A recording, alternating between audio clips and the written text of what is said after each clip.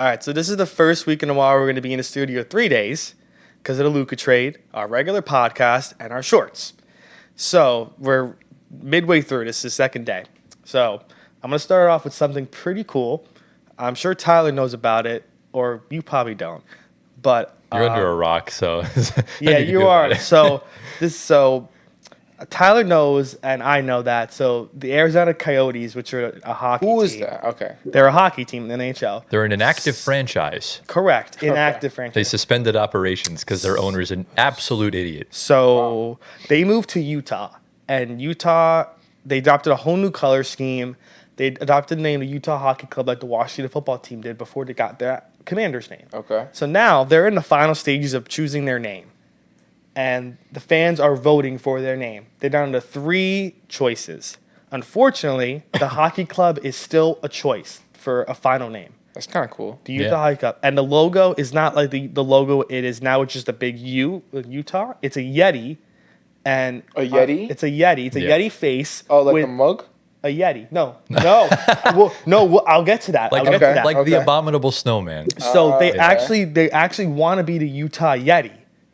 But Yeti, the mug company, has trademarks and denied their usage of Yeti. That's crazy. That's wild. They could have benefited off of that. No, because they probably wouldn't have gotten credit. They wouldn't have gotten like naming rights or anything. The NHL had to call Yeti and ask them about this, and they said, nope, we're denying any use of Yeti or plural Yetis. You know what they could have done? They could have been like, only if you exclusively like promote Yeti mugs and cups. You have Yeti's logo in the logo. So, right. Yeah. Like if they could have benefited off that could have been very Red Bulls-esque. Right. So in return, they made it to the hockey club, but they made the logo for the hockey club, not the U of Utah. It's a Yeti on the side profile with the head being the mountains of like the Rocky Mountains. It's pretty cool. The other 2 names are the Utah Outlaws. And the Outlaw logo is just literally a guy with the mask and a cowboy hat. The third one is the Utah Mammoth. Mammoth? Mammoth. Okay. And it's a mammoth logo, side profile. So, or they just keep Utah Hockey Club. What do you guys, if you guys were the fans, are you voting for a hockey club to stay the same, but you get the Yeti logo? Mm-hmm. Or you get Mammoth or the Outlaws? You know what I would do? What would you do? I would keep it as the hockey club. Okay. And unofficially call them the Yeti. That's what I would do unofficially. So like you'll still have the same. He's finding loopholes in this. Look, we get the loopholes, right? So the fans, they're going to call them Yeti, but it's not going to be officially Yeti, right? All right. So like they're going to keep the same side profile of the Yeti. I don't know the what logo that looks like. Yeah. Yeah. And then, you know. Tyler could put it up probably on. I can put it up on the screen if I feel like. But yeah, you know what? Congratulations, Gio. You are officially the floor spacer attorney. Yeah. Congratulations. Hey. I like you found the loophole. I think we did. Look, here's the thing. I like the branding of the Mammoth, but I think the Utah Outlaws sounds so cold. So I have to go with that. Well, what do Outlaws have to do with Utah?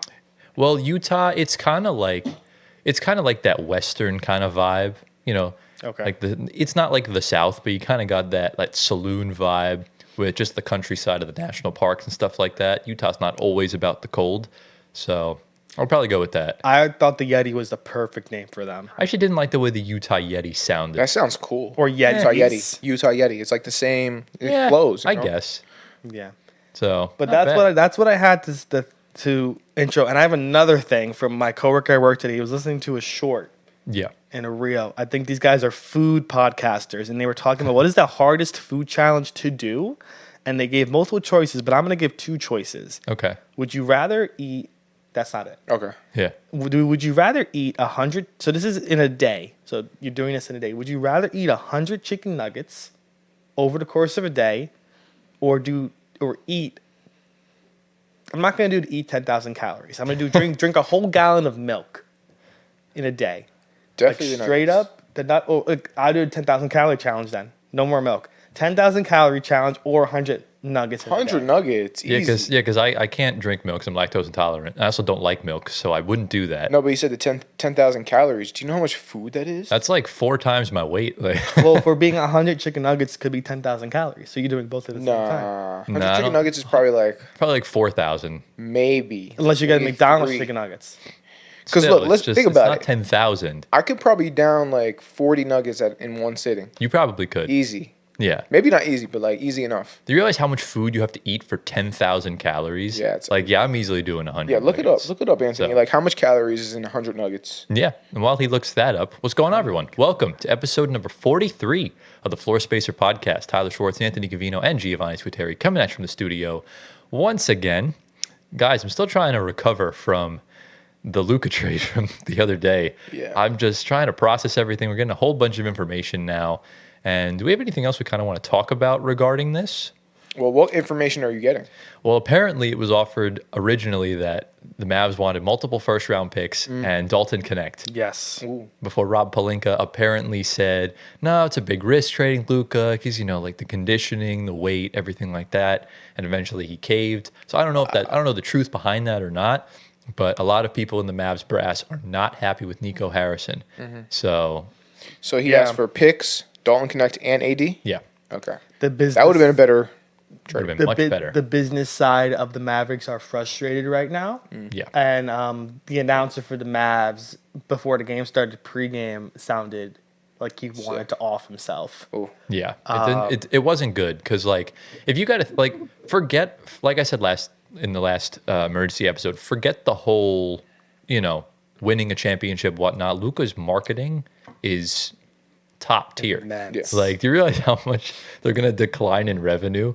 It's nuts. So Well, yeah, they're definitely going to feel that. But Dallas is still a growing city nonetheless. I mean, those fans, they're going to fill out that arena every single time. Even when they were in... I'm not gonna lie, we'll have to see. I'm not sure if they're going to. Even when they had like a trash team, like Dirk was old and not playing, and there was nobody on the horizon, they were still filling out that arena. Right, but at the end of the day, that's just because the Dirk thing ran its course.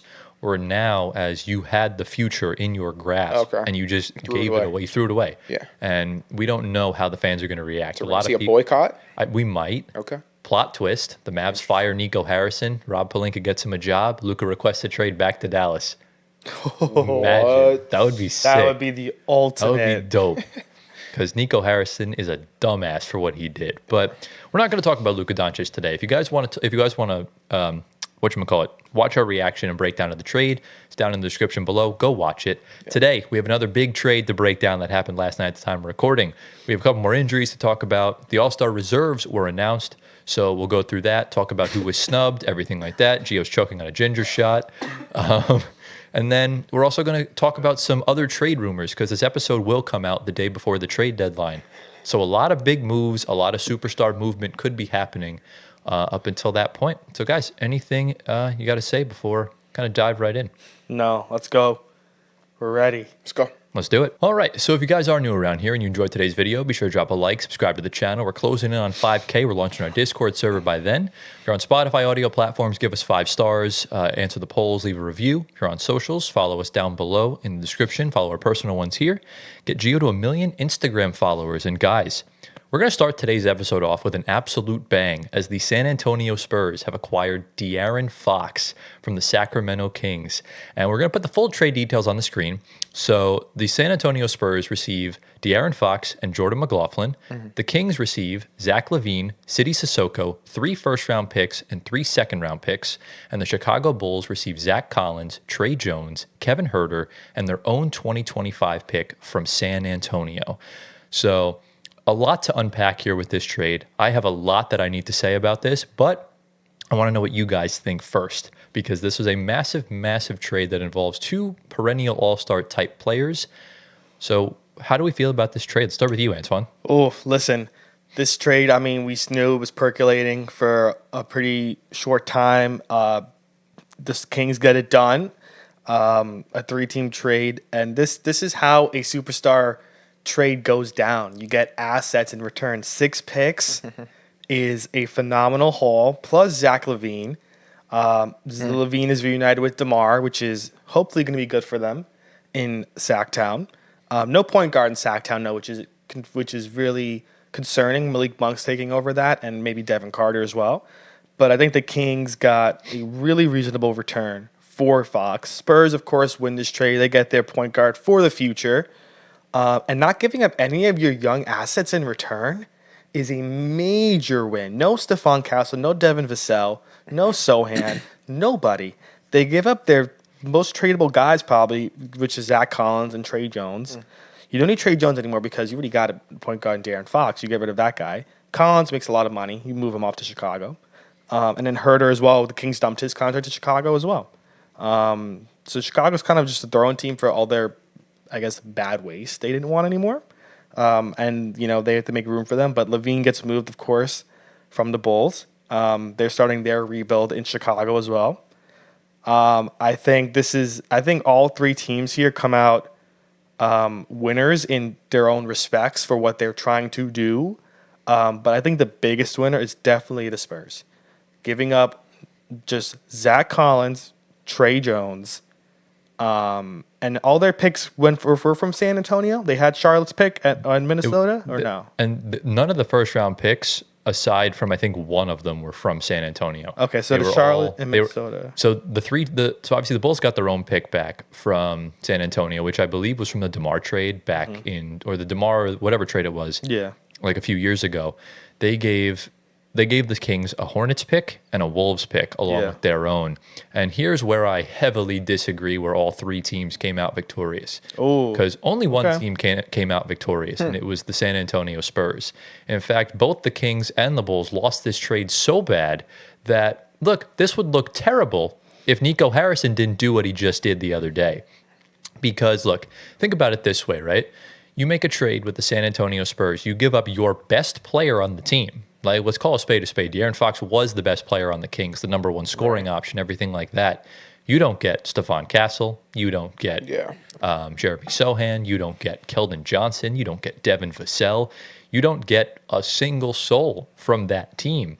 And look, that 2025 first-round pick from Charlotte is lottery protected. It's not going to convey. It's going to turn into two second-round picks next year.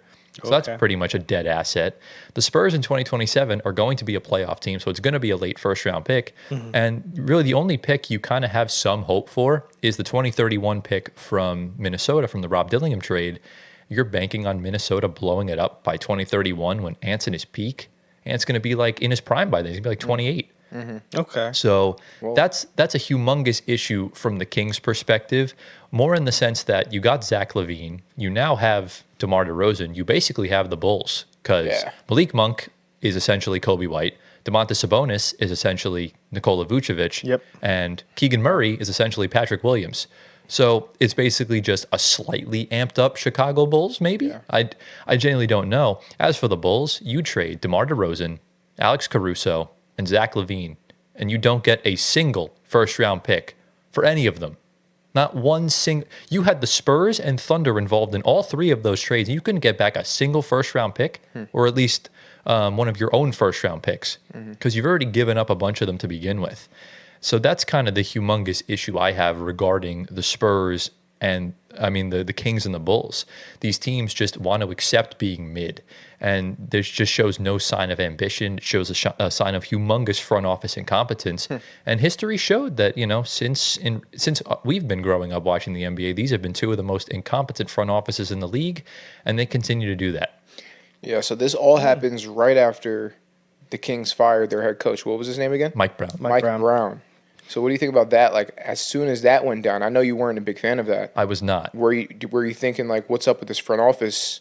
And then did you expect a deal to get done where they weren't on the winning side of that? Like, I think that was a move to sort of get Fox out the door. I think they wanted to kind of start fresh, but I think they realized that kind of blowing it up is a long process. It's going to take a lot because you'd have to trade Sabonis, you'd have to trade Monk, you'd have to trade a bunch of these guys. So they're trying to do a retool in a stacked Western Conference, which is a stupid decision considering the next few drafts are going to be really good.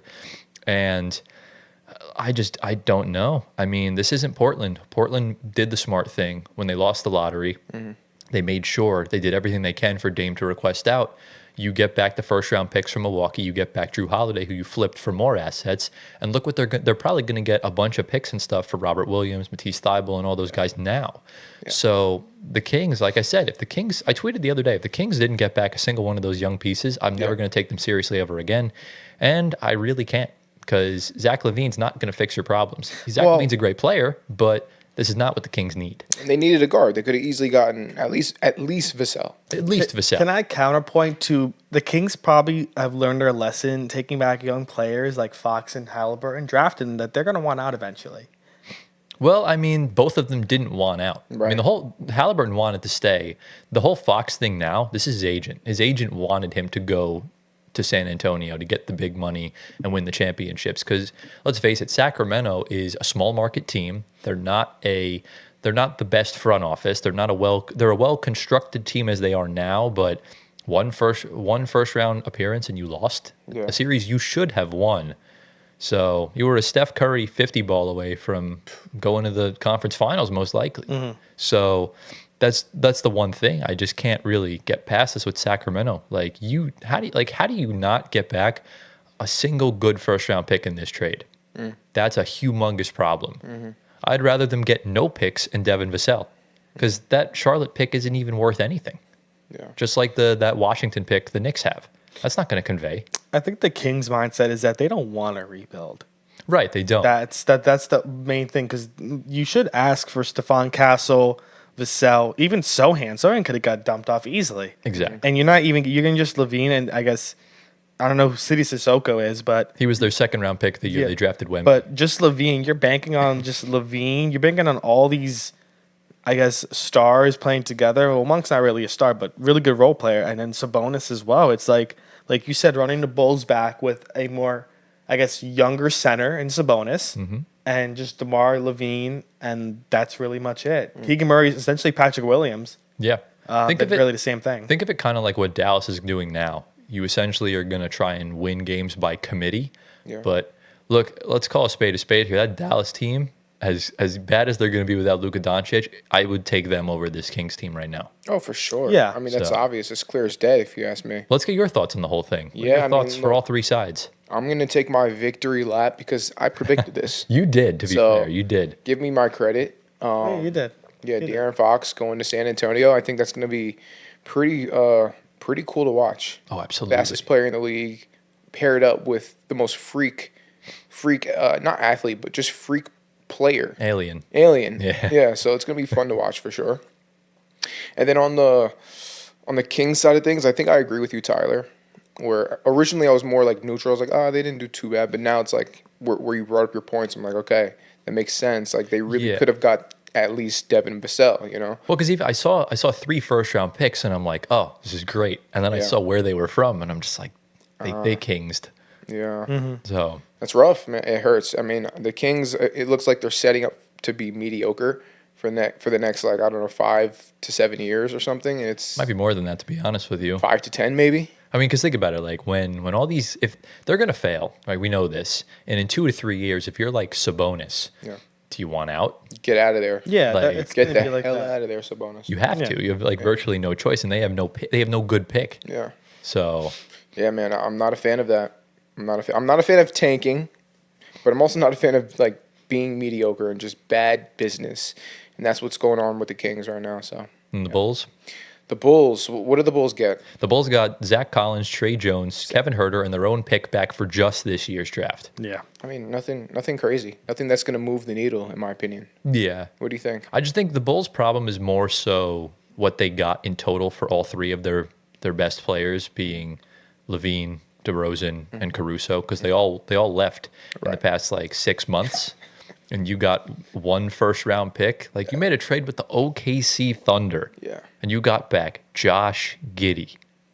Hey, don't hate on him. He's balling this year. The Thunder have 30. The Thunder have 30 picks. You couldn't even get back a second. Like it's just wild to me. Sam Presti just does business. If the Bulls, because we know the Bulls aren't done dealing, we could see Lonzo go. We could see Vooch maybe. I know the Warriors want to get Vooch. If they get back, I doubt Kuminga or Pods for Vucevic. That'd be a great fleece for them. According to Mike Dunleavy, they're all untouchable. Like, we'll all get to their that. bench players are gonna be untouchable. We'll get to that. But listen, they still have guys to move. It just depends how much they value Vooch and maybe even Lonzo. But they moved their big piece already, and that's LaVine. That would have been the biggest haul they got back in return for anybody. Exactly. That's kind of the thing. And I also want to add a little tidbit here. I think it was Vooch posted on Twitter the picture of Zach Collins' locker, and it said number 12. Ayo Dosunmu wears number 12. Does this mean he either changed his number or is bro going to be a Denver Nugget? Ayo Dosunmu in Denver. I love That'd it. be great. I don't know. I love it. Look, I mean, we could talk Denver later. But as far as the Spurs go, I want to talk about the Spurs for a few minutes. For sure. Because I'm very, very excited with the way this team's looking. What are we looking at potential starting lineup of? You got De'Aaron Fox, Stephon Castle. Who's gonna play the three? I saw it was. It's gonna be Vassell probably. Vassell at Vassell? 3. He's like a Yeah. guard forward. He's like 6'4" though. No, he could play. He's a high flyer. I would say either him or Keldon Johnson. Yeah. Bro, it's not as bad as what ESPN did. They did a potential starting 5 and had Stephon Castle at the 4. Okay. So yeah.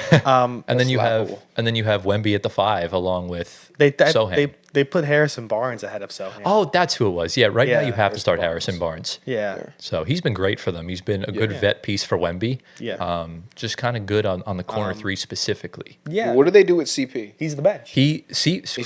Chris Paul recruited De'Aaron Fox to San Antonio. Because think about it this way, right? Interesting. De'Aaron Fox we know is a scorer. Yeah. He's a good playmaker, but he's not like a great playmaker. He's not a pass first point guard. Yeah. Now maybe that can be Stephon Castle. But not only is Chris Paul kind of molding Stephon Castle into a good player, kind of like what Mike Conley's doing for Rob Dillingham right now, maybe Chris Paul could also mentor De'Aaron Fox for a little bit, and then he could pass the torch on to Stephon Castle as he kind of helps him out as a backcourt combo for the next foreseeable future. Right. Yep. So So they're going to keep CP. He's going to continue to basically coach the younger players. essentially, I like it. yeah. Yeah. I think it's great for What are them. some potential lineups that we can see with the Spurs that they throw out there? If you're Greg Popovich, what are you doing? Like, He's not coaching the team, Or or he's what- on his medical. Yeah. He had the medical when he comes emergency. back, because Yeah. hopefully he recovers. Hopefully he comes back in. Knock on wood. Yeah. But I'm trying to think of a lineup that I really want to see. To be honest with you, I would love to see the Spurs kind of just go with just a young, athletic core around Wemby. So if you roll out a lineup of Fox, Castle, Vassell, and you go Keldon Johnson at the 4, Yeah. with Wemby at the 5, that's a lineup like you got good 5-out spacing always around. I mean, Stephon Castle's not the greatest shooter. He can shoot it, but he can. I think if you can get as much 5-out spacing for Wemby, he can cook easily interior. He can anyways. He's 7'5", but it could be good. Wow. And you could even go the vet route, Right. And just chuck out. You can go CP, De'Aaron Fox, Harrison Barnes, Jeremy Sohan, and Victor Wembanyama. So much you can do. Oh, you vet could route, yes. You can even run some really good non-Wemby lineups. Yeah. Like maybe you can even play like Vassell Sohan is like a small ball 5. He's only weighs like 6'8", 6'9". Yeah. So it's possible. The Spurs definitely need a backup center now that Zach Collins is gone. Right. But I'm not really sure what their plan is. I don't think they're really going to try and make the playoffs this year. Right. Because I believe Fox is hurt right now. But there's one issue I have with the San Antonio Spurs with this trade. Is that they gave De'Aaron Fox number 2. He's not allowed to pick his number. He's allowed. No. He picked number 2. They allowed it, but that was the number Kawhi Leonard wore. And everyone thought that the Spurs were going to retire his number because no one's worn number 2 since Kawhi got traded to the Toronto Raptors in 2018. How do we feel about that? The Kawhi erasure. Do they need to retire that number? I think so. He won a Finals MVP with them. Just one. Right? Well, that means Toronto should retire his number then too. Oh, Toronto's going to retire his number. Toronto should. They should. I mean, that man came here in 1 year and won them a championship. I mean, if you're San Antonio, right? Like Kawhi was the one. Kawhi walked so Jordan Poole could run. They were each the young asset that got their dynasty one more ring with their play specifically. Kawhi's was obviously more impactful, but if you're the Spurs, I feel like you have to retire Kawhi's number. Man, there's only so many numbers, man. I understand Keep on that. retiring numbers. There's going to be no numbers left to run out and play with. Look, at the end of the day, it is what it is, right? I mean, if you're Kawhi's going to retire what? Easily top 50 all time, right? Probably. And that's with him always being injured. He won the Finals MVP with them, one of the best defenders of all time. Yeah. I mean, I wish Fox chose a different number. But unfortunately, the 2 numbers he's worn growing up, 5 and 0, are both taken. So it is what it is. But Listen, maybe they do retire it after Fox ends his career. Right. That could happen. that's also very true. And 'cause it probably he's will young. happen. You know, Yeah. let Fox take it for now. He probably won't get. We're thinking Fox won't have his number retired by the Spurs, which is 2. So we're thinking it's going to go to Kawhi anyway. This could turn into like a Nets situation where the Nets had, well, they're not retiring Kyrie's number now, but you had 11 for Brook Lopez and Kyrie Irving. If things had worked out and the Nets won rings, they probably would have retired both, essentially speaking. Wait, A trade? hold on. No, talking about our point. De'Aaron Fox is not wearing number 2. Okay, good. Just confirm he's wearing number 4. Look at the timing on that, man. Okay. That's crazy. That's I actually got the perfect timing. notification. All right, thank goodness for that. Yeah. Thank you, Spurs. All right, Huge question. W. Okay, answer. Really quickly. So, do we expect the Spurs to catch fire immediately? Coming back from All-Star break, do we expect them to have immediate chemistry with, Chris Paul helping out, get the chemistry together, or do we expect them to be like more of a slow process? Maybe next year they start to catch fire. What do you think? Will you answer that? You think this? Well, I think the Spurs could maybe fight for a playing spot because they're pretty close with the rest of the playing teams. But if I'm them, I don't really think. I mean, it'd be nice for them, of course, because now they have Fox. I think next year's when they really take off. I think that's because you have the offseason. You could add more pieces. They probably have draft picks this year coming up as well. Maybe 1 or 2 in the first round. But I think next year. How do you expect? What's the coach's name again? What's her name? His. His I name? don't remember his name right now. Let me The see. backup. Spurs coach. It is Spurs interim coach because I keep forgetting Pop's not on the sideline. Oh, it's Mitch Johnson. That's his name. Mitch Johnson. Okay. Yeah. Okay. Look, I have the clear cut answer here. Yeah. The Spurs should try and win as many games as possible. There should be no sort of floor for them because the Atlanta Hawks pick is owned by the San Antonio Spurs. And there's another reason why the Sacramento Kings and Chicago Bulls lost this trade miserably. Because we'll get to it later on, but Jalen Johnson's out for the season. And the Hawks have lost 8 of their last 10 games. Wow. So if the Hawks continue to fumble and fall down the standings and they win the lottery, that pick goes to the San Antonio Spurs. Yeah. You pair De'Aaron Fox, Cooper Flagg, and Victor Wembanyama, I might just retire my fandom for the next 2 decades because I'm not watching basketball. it's very feasible that can happen. That's or great. even still, if the Hawks if the Hawks get a top 7 pick, no matter where it's unprotected, it goes to the Spurs. Yeah. So I think the Spurs should do what the Celtics did in 2018 or 2019, whatever year it was. Celtics were the 1 seed, but they had the Nets pick, and that pick wound up being Jaylen Brown. Yep. So, or it was either Brown or Tatum. I think it was Tatum. Wasn't it both? No, they got them back-to-back years. Okay. But I think it was Tatum because they went to the conference finals there when he was 19. Yeah. Yeah. So that's what they should do. The Spurs should try and make the playoffs, try and compete as best as they can. Yeah. And no matter how good or bad they are, they're going to get a high first-round pick. Yeah. So they should just go out there and hoop. Yeah, I'm not opposed to that either. They can do it. They're in a playing spot. Yeah. So why not? Full agreement. Yeah. So it's quite interesting. I mean, how do we, now that we know what they kind of want to do, what do you genuinely see out of this Spurs team this year? What do you see ceiling wise for seeding and playoffs? And how do you really see them playing as a collective unit? Let you answer that, Gio. Yeah. Ceiling wise, I still think they're a playing team, Okay. but they're obviously a much tougher out now with De'Aaron Fox. So Oh, yeah. I think they might even be able to get to a second round in the playoffs. I think that's a possibility now with De'Aaron Fox, and Wemby might take another leap in the playoffs. Like, because we see rising stars, they usually take a big leap when playoff time comes around. So we might see that from Wemby. Are we talking about their what's it called, their floor as well, or So it's like how just like ceiling? their collectiveness is like a unit. Like, how do you think they're going to play over the next 4 months? Oh, I have no idea. That's why you have gotta to see. make a projection. I have no idea, but I'll tell you that they have a lot that they can do. Like, we were talking about the lineups previously. Like, they can roll out with the veteran lineup. They can roll out with the young guys lineup, athletic lineup. They can run out with a mix of both. Like, they can do so much, and Yeah. I'm just excited to see it.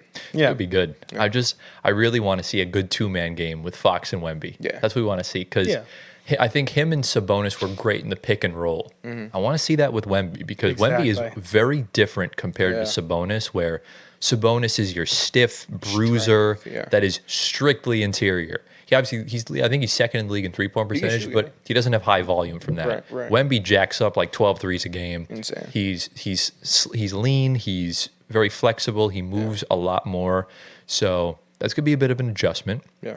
But I'm excited. I'm really excited for this. And I'm actually more curious to see Fox lineups with Chris Paul. Because that's going to be cool. Who runs? Chris Paul has to run point, though. Oh, absolutely. Right? Yeah. I mean, if when in doubt, the Aaron Fox can be a shooting guard. Right. So Yeah. he's a pure bucket. Yeah. Yes. So yeah, the last thing we'll do before we move on to the next segment, let's grade this trade. Since we did it we'll do it for every trade. Obviously, we'll do it again next week in our grade trading episode. But give a grade for the Spurs, the Kings, and the Bulls, and you could add why as well. So start with you, Antoine. Well, listen, the Spurs will get an A regardless. Keeping the young guys is always big. And of course, you get Fox, and that's the piece they needed. They're starting off really well with the Wemby era. They got a second star. They're going to probably need a pretty good star to to work with both of them. But they're going off to a good start right now. The Kings, I'm gonna say flat B minus. LaVine is great. As Tyler said, you could have gone a little more with the young guys that they have in San Antonio. The picks, I didn't know a lot about the picks, but as Tyler says, the only good one is probably at the end of this decade, going into the next decade. So we'll have to see. And second round picks don't really take much out of it. That's why I'm giving it a B minus. The Bulls, they got 3, I guess, mid bench players. Their own pick back. I'll go C minus. They gave away LaVine and got pretty much guys that are not on the same level as LaVine in return. Yeah. That's very fair. Yeah. You want me to go next? Yeah, you go. Yeah, sure. I got easy Spurs A, Kings C minus, Bulls C minus. Okay, that's fair. Yeah. Yeah. The Bulls, I'd probably give a D in the sense that you didn't get an F because you got your own first back. It's the only reason. The Kings, I'd probably have to give them a C minus. I think just because Zach LaVine prevents you from getting a D. And then the Spurs, I mean, I think honestly the Spurs came out as bigger winners than the Lakers did. Well, Because like the Lakers, yeah, you have Luka Doncic, You're telling both sides. You're telling me the Spurs kept everyone, and including the Hawks pick. The Spurs could walk out of this summer with Cooper Flag. It's possible. The Spurs could walk out of this with VJ Edgecombe, Dylan Harper, Ace Bailey. They could walk out with any of them, along with Castle and Vassell. Well done. And now you have De'Aaron Fox. I think the Spurs pose a threat more in the future than the Lakers do. They get an A+++++++. They are the winners right now of the trade deadline. okay. Yeah. Because when we think about the Lakers, post LeBron, all you got is Luka. Yeah, but You gotta they build can do around so that much. But that's great, obviously. But right now, we know what the Spurs have. They The have their Lakers, core. it's all ifs. You're going to have They to have give up their core. assets to get other guys and stuff like that. So Yeah. we'll have to see. But do we have any sort of final thoughts, any closing thoughts regarding this trade before we move on to the next segment? No. All right, let's move on. All right, into the next segment, guys. More injuries. This seems to be a theme of our shows. So we have a few injuries to talk about today, and let's just kind of dive right in. Antoine, what do we got? All right, we're going to start off as Tyler just ended the last segment on with Jalen Johnson. He's will undergo season-ending surgery to repair a torn labrum in his left shoulder, and he is expected to make a recovery for the start of the next season as well. So he'll be back, ready to go next season, presumably if the Hawks don't make the playoffs. Their season will be short-lived. If not, maybe he can come back, but I'm sure most likely not. This was Jalen Johnson's best year so far, I think, in his career. He's averaging almost 20 points a game, 10 rebounds, and 5 assists in 36 games so far. Almost half a season, but not quite. This is probably their second best player on their team besides Trae Young, and they're losing him. A lot of scoring, a lot of rebounding.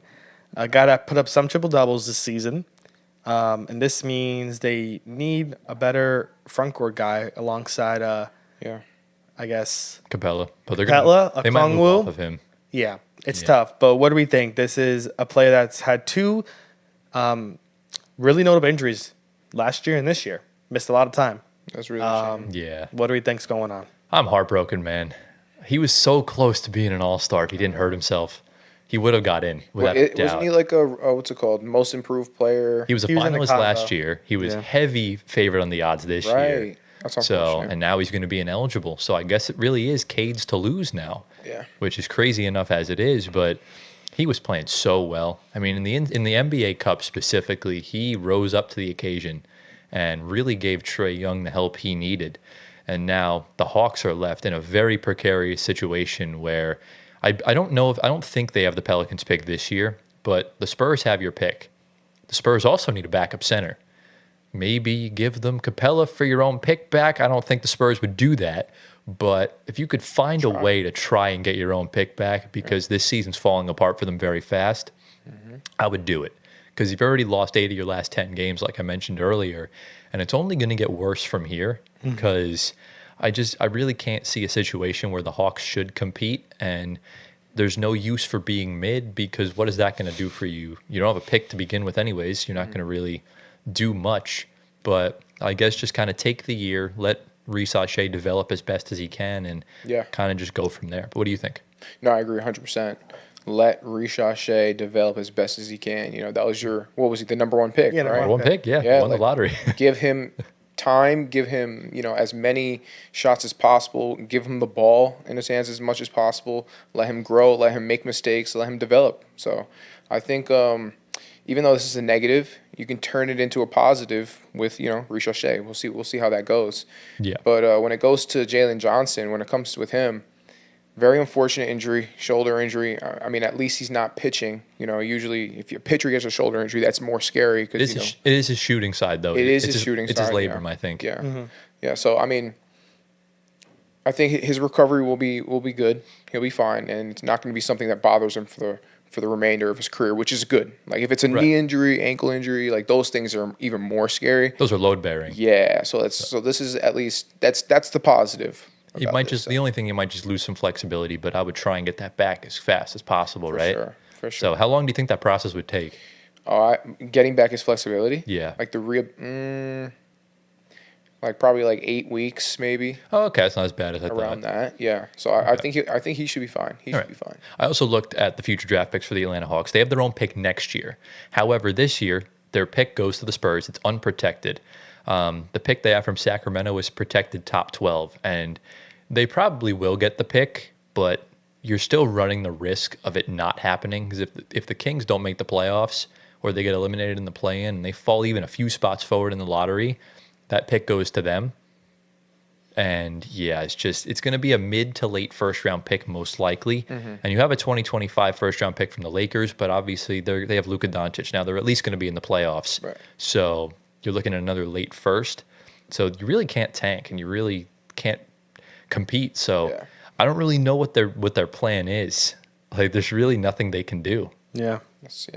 So man, what do you do as a player? Like if you're in a situation like that where you can't really compete, but you're also obviously you can't tank. So as a player, what do you do? The players never want to tank. Right. It's always a front office decision, because a lot of times when teams are tanking, maybe one player, if they're lucky, is on the team 5-6 years down the line. Usually the whole roster's overhauled. Right. Like we saw, Joe Harris went through 116 teammates from the time he signed with the Nets to the time he got traded to the Pistons. Yeah. Like he was the one player that survived everything. But, if you look at that roster around him, D'Lo didn't even make it to the Kyrie KD. LeVert got traded a year in. Allen got traded a year in. A lot of these guys come in and out. So these players are just trying to play for contracts and play for money. And, you get in situations where you got younger guys trying to find their footing in the league. You have guys like Cam Johnson, who's going to try and go to a contender by playing at his tip-top game. So if you're looking at the Hawks, you're still going to play your butts off every night. Yeah. There's no excuse. Yeah, they have to. Man, it's so tough because the whole injury bug thing, that's a real thing. It really is. When you see your teammate go down, like that stays in your brain, like that stays in your mind, and then if you're thinking about injuries or even subconsciously thinking about injuries, the chances of you getting injured yourself increases a lot. So the injury bug is a legit thing, and so I just hope that the team stays healthy, and I hope that they continue to play for each other. Instead of playing for themselves and their own contracts, which that's a good thing to do. Right. But I find that the successful teams, they play for each other rather than playing for their own contract. So we'll see how that goes. Would you make the argument that playing for each other essentially gets everyone contracts? Like Chris Paul gets his guys paid. So Absolutely. Yeah. I think by just working together, I mean, a lot of these guys are going to get contracts. They really don't have many scrubs on that team at all. Yeah. So it's just kind of unfortunate. And obviously, we wish Jalen Johnson a very speedy recovery. Yeah. We hope he's okay. He'll be good. And you know what? For a third year in a row, Bro is going to be in the most improved conversation. So he might be the only player to be in the odds like for his entire career. Yeah. Him and Norman Powell. So we wish him the absolute best. I love Norman Powell, but He's addition by subtraction. So yeah, there you go. That's what the Hawks have to do from now, I guess. Yeah. So let's get into the second injury. Antoine, what do we have here? Oh, talk about a guy that's having a season to forget. Yes. Dejounte Murray suffered a season-ending ruptured right Achilles tendon. I don't know if you guys saw the video or anybody, but he came down really awkwardly on his right leg. And I think right away, when the Achilles pops, we know from KD's injury, just how you land on your foot. And he couldn't walk. And once you can't walk, it's the Achilles. But yeah, he was back for, I don't know how many games he was back for, but he missed 17 games after the first game of the season, right? Was he injured in the first game of the season? 30 minutes into his first game, he broke his hand. So he missed 17 games, and then he came back. I don't know what their record is right now, the Pelicans, but it probably was a little over 10 games he played. And now he's out for the rest of the season with a completely different injury from arm to leg. The Pelicans really, really are in purgatory. Came back for 30 games. Oh, it was 30 games? 30 games, Oh, yeah. wow, okay. And I'm going to find the Pelicans record right now. I don't think they've cracked double digits yet. Oh, they have. They're 12-37. Good Lord. Oh, wow, okay. How old is DeJounte? I think he's 27. 27. Yeah. Okay. He is. He's too young for that, man. He's 28. Yeah. Still too young for an Achilles injury. It's so sad too, because it was off a loose ball rebound. Like he shouldn't have even had to go for it. It got tipped around. And when all Achilles tears happen when you're stepping back and going forward at the same time, kind of like the America runs on Duncan thing. Yeah. And you just saw the leg, you saw the rupture, the rupture of the tendon. Yep. And I don't know how the hell he limped to the sideline, but he did. Wow. Yeah. So he walked off with help too, which is crazy, but it's so unfortunate. Dyson Daniels, you are abso-fucking-lutely right. Like this franchise is cursed. Wow. Like how does this happen? I still can't believe he said that. He said that? Yeah, Dyson Daniels said that it's a cursed franchise. Yeah. And I think, you know what, bro was onto something. Because there's no way that you make a trade for Dejounte Murray. This team on paper looked insane. Yeah. And we've seen the ceiling of the Pelicans is always super high. Yeah. And then Dejounte breaks his hand, and then he breaks his Achilles. Like, It's that New Orleans voodoo, bro. it's that voodoo. Because, like, Oh, yeah. Bad news. DeJounte was an all-star on the Spurs, and then he was a great second piece next to Trey. They didn't work out, but he's just a great player. And then I think San Antonio really made CJ McCollum thrive because he wasn't on the ball all the time. And now I just don't have words. Yeah. It's the season to forget for New Orleans fans. I think that's what they've learned. The bright side, Trey Murphy's balling Oh, yeah. he's out of his playing really mind. And then that's really it. I was going to say Zion and Brandon Ingram, but I forgot they're not playing. well. They can't even get good packages for Brandon Ingram right now. yeah. It's looking bad. It's just Trey Murphy and McCollum as well. CJ, we got to give him his props. Yeah, he's been playing really well. But yeah, that's it. And they're going to play their way into a top 3 pick probably. Yeah, there was an Instagram post from Slam Studios, I think, where they do a lot of posts talking about the best player on every team or everyone's career high against every team. They did the biggest disappointment, and for the Pelicans, it said the medical staff. Oh, yeah, So, of course. That's kind of what it That's is. pretty accurate. I need some quick Achilles talk, Gio, because I don't necessarily remember the whole process. What's the next calendar year gonna look like for DeJounte Murray? It's going to be a whole lot of doing nothing. He's going to have a boot on his leg for probably a month or two. And that alone, your entire calf muscle is going to be I forgot the word for it, but it's going to shrink. The soleus muscle? No, not the word for the muscle shrinking. I forgot the specific word. Atrophy? There you go. Yeah, I was the surprised I muscle knew that. atrophy. Yeah, no, that's really good. You're actually kind of goated for that. No, yeah. But the muscle atrophy in his calf, his soleus, gastric, both of them is going to be tremendous. And so the rehab process is going to take place, and that's going to take a while as well. So Actually, I He's out remember for a long time. I remember that, Antoine. Do you remember when Tyrone Mings like ruptured his whole all the tendons in his knee? That was from when the first game of the season. Yeah, remember that video when they showed him working out a year later, and his right leg it looked like my leg. Yeah. And then the left leg was just super jacked. Yeah. So that's kind of what it is. That's Man, literally, that you're going to see that. stinks. Yeah, it sucks. Yeah. It kills the mental also because it's like one leg's jacked, one leg is just stick and bone, you know? That's it. Yeah. It's essentially just like if you guys want a good visual of it, it's imagine one of Gio's legs and one of my legs. And it's just kind of what it is because you know, right. They don't know what our legs look like, though. So. I mean, you could kind of tell by our upper bodies that you're a lot more muscular than I am. It's funny. I barely take up any room in the overlay. Like, I could stretch out to here and it's still there. But I'm looking at the future draft picks right now for the New Orleans Pelicans. They have a 2025 pick from Milwaukee. However, it's protected 5 through 30, so they're not going to get it. But they do have their own pick, so they can tank. But I really hope whoever they draft. Oh yeah. They got to figure this shit out because Milwaukee swaps next year with them. So if they have another bad season, Milwaukee's getting a generational talent. Wow. They could get AJ DeBanza. Ooh. Okay. That could keep Giannis in Milwaukee. But Yeah. That would be nice. we're going to move on to even more sad news because the Nuggets announced 2 injuries to 2 of their players. So we'll start with Peyton Watson. He left the game against Philly on Friday after he kind of fell awkwardly with, I think it was Maxey, and it was a knee sprain. He's going to be out a month. This is very similar to what happened to Kevin Durant in his last 2 years in Brooklyn, where someone falls into your leg, it kind of bends the wrong way, and the next thing you know, you're out for a month or 2. Now, I don't think he tore anything. I don't think there's any damage, but definitely not good. Yeah. For the Nuggets, who's already down their big man depth anyways, considering you lost to Ron Holmes at the start of the season. Dario Saric is fucking ass, and Zeke Naji is slightly less ass, but is still ass nonetheless. Yeah. They have to make a trade now at this point, right? Yeah, because who else plays big man besides Jokic? After Watson goes down, you said Saric is ass. Deron Holmes is not there. You have nobody but Jokic. Yeah, I mean, you could play Gordon as a small ball 5. You could play... That's just really it. DeAndre Jordan's there. Nets legend DeAndre Jordan. Oh, yeah. But we've seen the Calvin Booth and the Cronkies are very passive.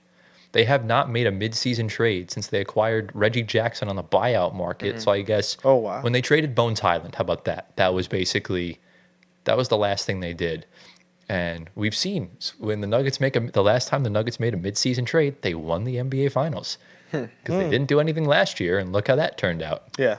So we gotta hope the roster kind of doesn't stale out. Yeah. Because it doesn't look good. And let's get into the second one. I'm sorry, Gio, but a tweet from Harrison Wind. We'll put it on the screen just because this involves Gio's glorious king. There is no timeline or time frame for Russell Westbrook to return to the Nuggets lineup, as Michael Malone said in his press conference. So this again is another very KD-esque situation in Brooklyn where KD strains his hammy, reevaluated in a few days, and the next thing you know he doesn't come back for another 2 months. I'm not saying Russ is going to miss 2 months. Yeah, I don't think so. But this is not good. If there's no timetable, he could miss a lot of time. Yeah. This is quickly turning the Nuggets season started off very disastrous. Right. They picked themselves back up a bit. Jokic went through this insane historic stretch. Then they started sucking again. Then they picked it back up again, and now this is a total disaster. Yeah. So, Nuggets fan, sir, temporary Nuggets fan, just your general thoughts on the team situation right now and on Russ. Okay, so specifically on Russ, I'm not concerned. This guy hasn't been injured too much unless it was like Patrick Beverley throwing himself at Russell Westbrook's knee. Correct. Other than that, Russ hasn't really gotten injured all too much throughout his career, even though he's a super forceful player. So I'm not really concerned. I think he'll be back soon. Well, sooner than we think. Harrison Wind did tweet his tweet saying, "I'm speculating, but I don't think Westbrook will be out for 4 weeks like Watson, but maybe a little bit shorter, but the Nuggets are not putting a timetable on it. So maybe he misses anywhere from 2 to 4 weeks." Right. My assumption is that he's okay right now. If it was the playoffs, I guarantee you he'll be playing. Yeah. right? But they're just playing it safe because he's a little bit older. Yeah. He's a big time player for them right now this season. So Yeah. they're gonna play it safe. They're gonna get him back there when he's 100%. And so I'm not concerned at all. Now for Peyton Watson, I mean that's a huge loss for this team. Obviously, as we said, like he's huge on the blocks and just a rim presence and just his athleticism and his activity on the court, specifically on defense. Yeah. That's a big loss for them. And so trades, I don't know. Like, what do we? I think we need to do something. I think You we guys need have to. Yeah. I think if the Nuggets don't get out of this trade deadline, if Najee and Saric are still on the roster, they're not winning a championship. Yeah, It's a failure because I think you're right. they're going to lose a lot of games in the next couple of weeks without this depth. And look, we're seeing like Jokic just is not, the body language is just not good. We're not seeing a heavily motivated Nikola Jokic. And the fact that he's having bad games and still putting up these insane triple doubles is funny in itself. But it almost seems like he's protesting to the front office to do something. I will say in the Knicks game, he looked like he wanted nothing to do with that game Yeah. Really? at all. He looked so lost. He looked like he didn't want to be there. He did have 2 fouls in the first 2 minutes of the game, but when he came back in, he looked so disinterested in playing. He wasn't moving. He wasn't rebounding. He passed the ball so bad, like Tyler said. So I don't know. He could be playing his way into the ownership to make moves. He could just be probably tired because he does so much. Yeah. I mean, his wife just had a baby, so I'm assuming everything with the Yeah. newborn's probably fucking up his sleep schedule. But still, I don't think. Congratulations, first of all. Yeah, congratulations Yeah. to the Jokic family. I think they had a baby boy. Okay. So, but I think it has to be something towards the front office, right? Because in my thought process, if the team started out really bad, you need moves to begin with. But when you start playing really good, it almost kind of gives the front office like a sense that the team's fine. You don't need to do anything. But now that you guys have players injured and out for a while, because think about it, Jokic is going to be Jokic. Murray is very hit or miss at this point in his career right now. Michael Porter still could wind up being He's also gone hit in the or next miss, couple of days. Congratulations to Porter for surviving the Zach LaVine trade rumors. Aaron Gordon, we don't know the durability of him for the rest of the season. You really the only player I'm super confident outside of Jokic is Christian Brown. Yeah. He's the only one, because everyone else either stinks from time to time or they're just not durable, and that's a big problem. So the Nuggets kind of got to figure something out fast. Yeah, I don't know. I don't know what I'm seeing. It's super inconsistent from the Nuggets this season. They got, like you said, they have to figure it out fast. Yeah, I think because they have to fix the effort regardless. Yeah. But I do think the moves need to come first. You got to get guys in the door. Whether it's trading MPJ for someone that makes a bunch of money like Cam Johnson, or whether you bring in Io DeSumo or whoever, you got to do something. Yeah. These teams, I think the market's fucked enough where you're going to get guys for a lot less than what you think they're going to get. Like Brandon Ingram, if he gets traded, will probably go for a bunch of seconds. I don't think you're going to get a single first back for him. So that means in turn, you can easily get a guy like Duop Reith for a second round pick. Like you could easily do that. So What if they do get Brandon Ingram? I don't think I will be against that. I just don't trust injury prone players for a win now move. Let's say he stays healthy, right? Hypothetically, how do they do? I don't know, because MPJ's dynamic is so unique where he's not like, obviously he doesn't pass the ball, but he's not a constant, he doesn't need the ball in his hands 24/7. Brandon Ingram is not necessarily the shooter MPJ is. He's a better interior scorer, but MPJ is a better defender. But here's the thing though. Maybe he is a better defender. Yeah. But Ingram can generate offense by himself. MPJ can't really do that. That's He's also more of fair like to catch say. and shoot. You Yeah. know what I mean? And he's very good at that. He's great with the mid range too. Yeah. But Ingram can do that as well. Ingram's Yeah. very good at the mid range. He can shoot the three, and he can have the offense run through him, Right. which would give Jokic a break. And I think that would be super valuable. If anything, it's going to give Jokic a break, which it needs to happen. That's fair to say. I would think the only player that I would have even considered trading MPJ for would have been Zach LaVine. And the other thing too, I think if Denver's a specific place where you don't want an injury prone player because you're playing in the altitude, you're going to get you're going to get tired a lot easier, and that could lead to you compensating, and that could lead to injury. Right. So the Nuggets need to figure something out. Yeah. I think this is the last chance they have to do something, or else MPJ is gone in the offseason. And you know what?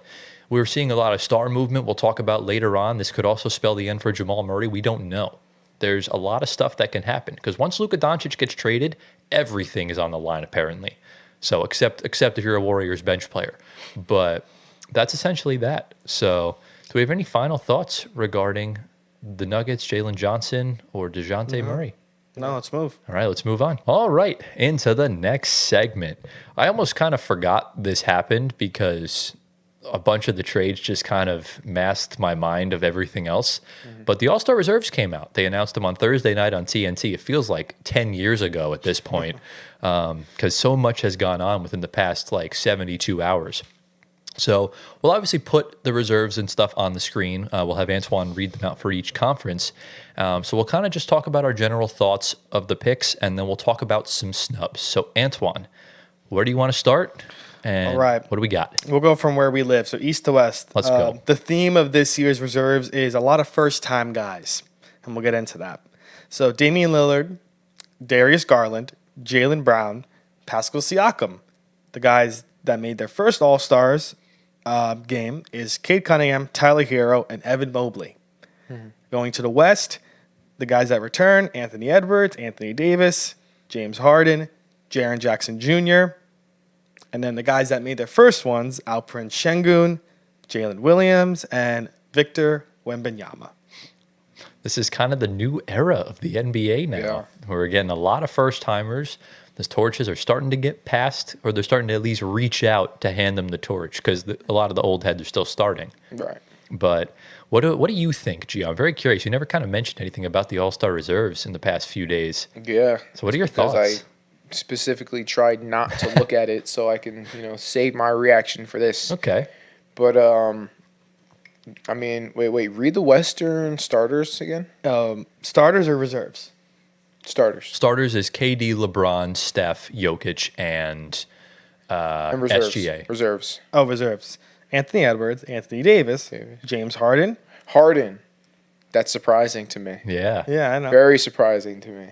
We talked about that a Is little Norman bit. in there? No. No. Insane. I personally, I love. Look, I don't like what James Harden did to us. I don't like Nets James Harden. I like this Clippers version of James Harden, but Norman Powell did deserve it. But in all honesty, I wouldn't have put Şengün in there. Really? I would not have put. You got to Şengün put in someone there. from the Rockets in there. That's why they did it. Exactly. That's why they did it. But I would have put Norman Powell in there Really? instead. Yeah. And you would keep James Harden in there. Yeah. Wow. I would have. I mean, I probably wouldn't have. Like, I don't know if I necessarily would have given it to Jalen Williams either. I Right. think there were some notable snubs regarding kind of like the whole thing. But yeah, what are your thoughts on the East though? On the East, I mean, I didn't hear LaMelo's name. No. What's up with that? I think that's a big time snub. So here's the thing, right? LaMelo was the top vote getter in the fan vote.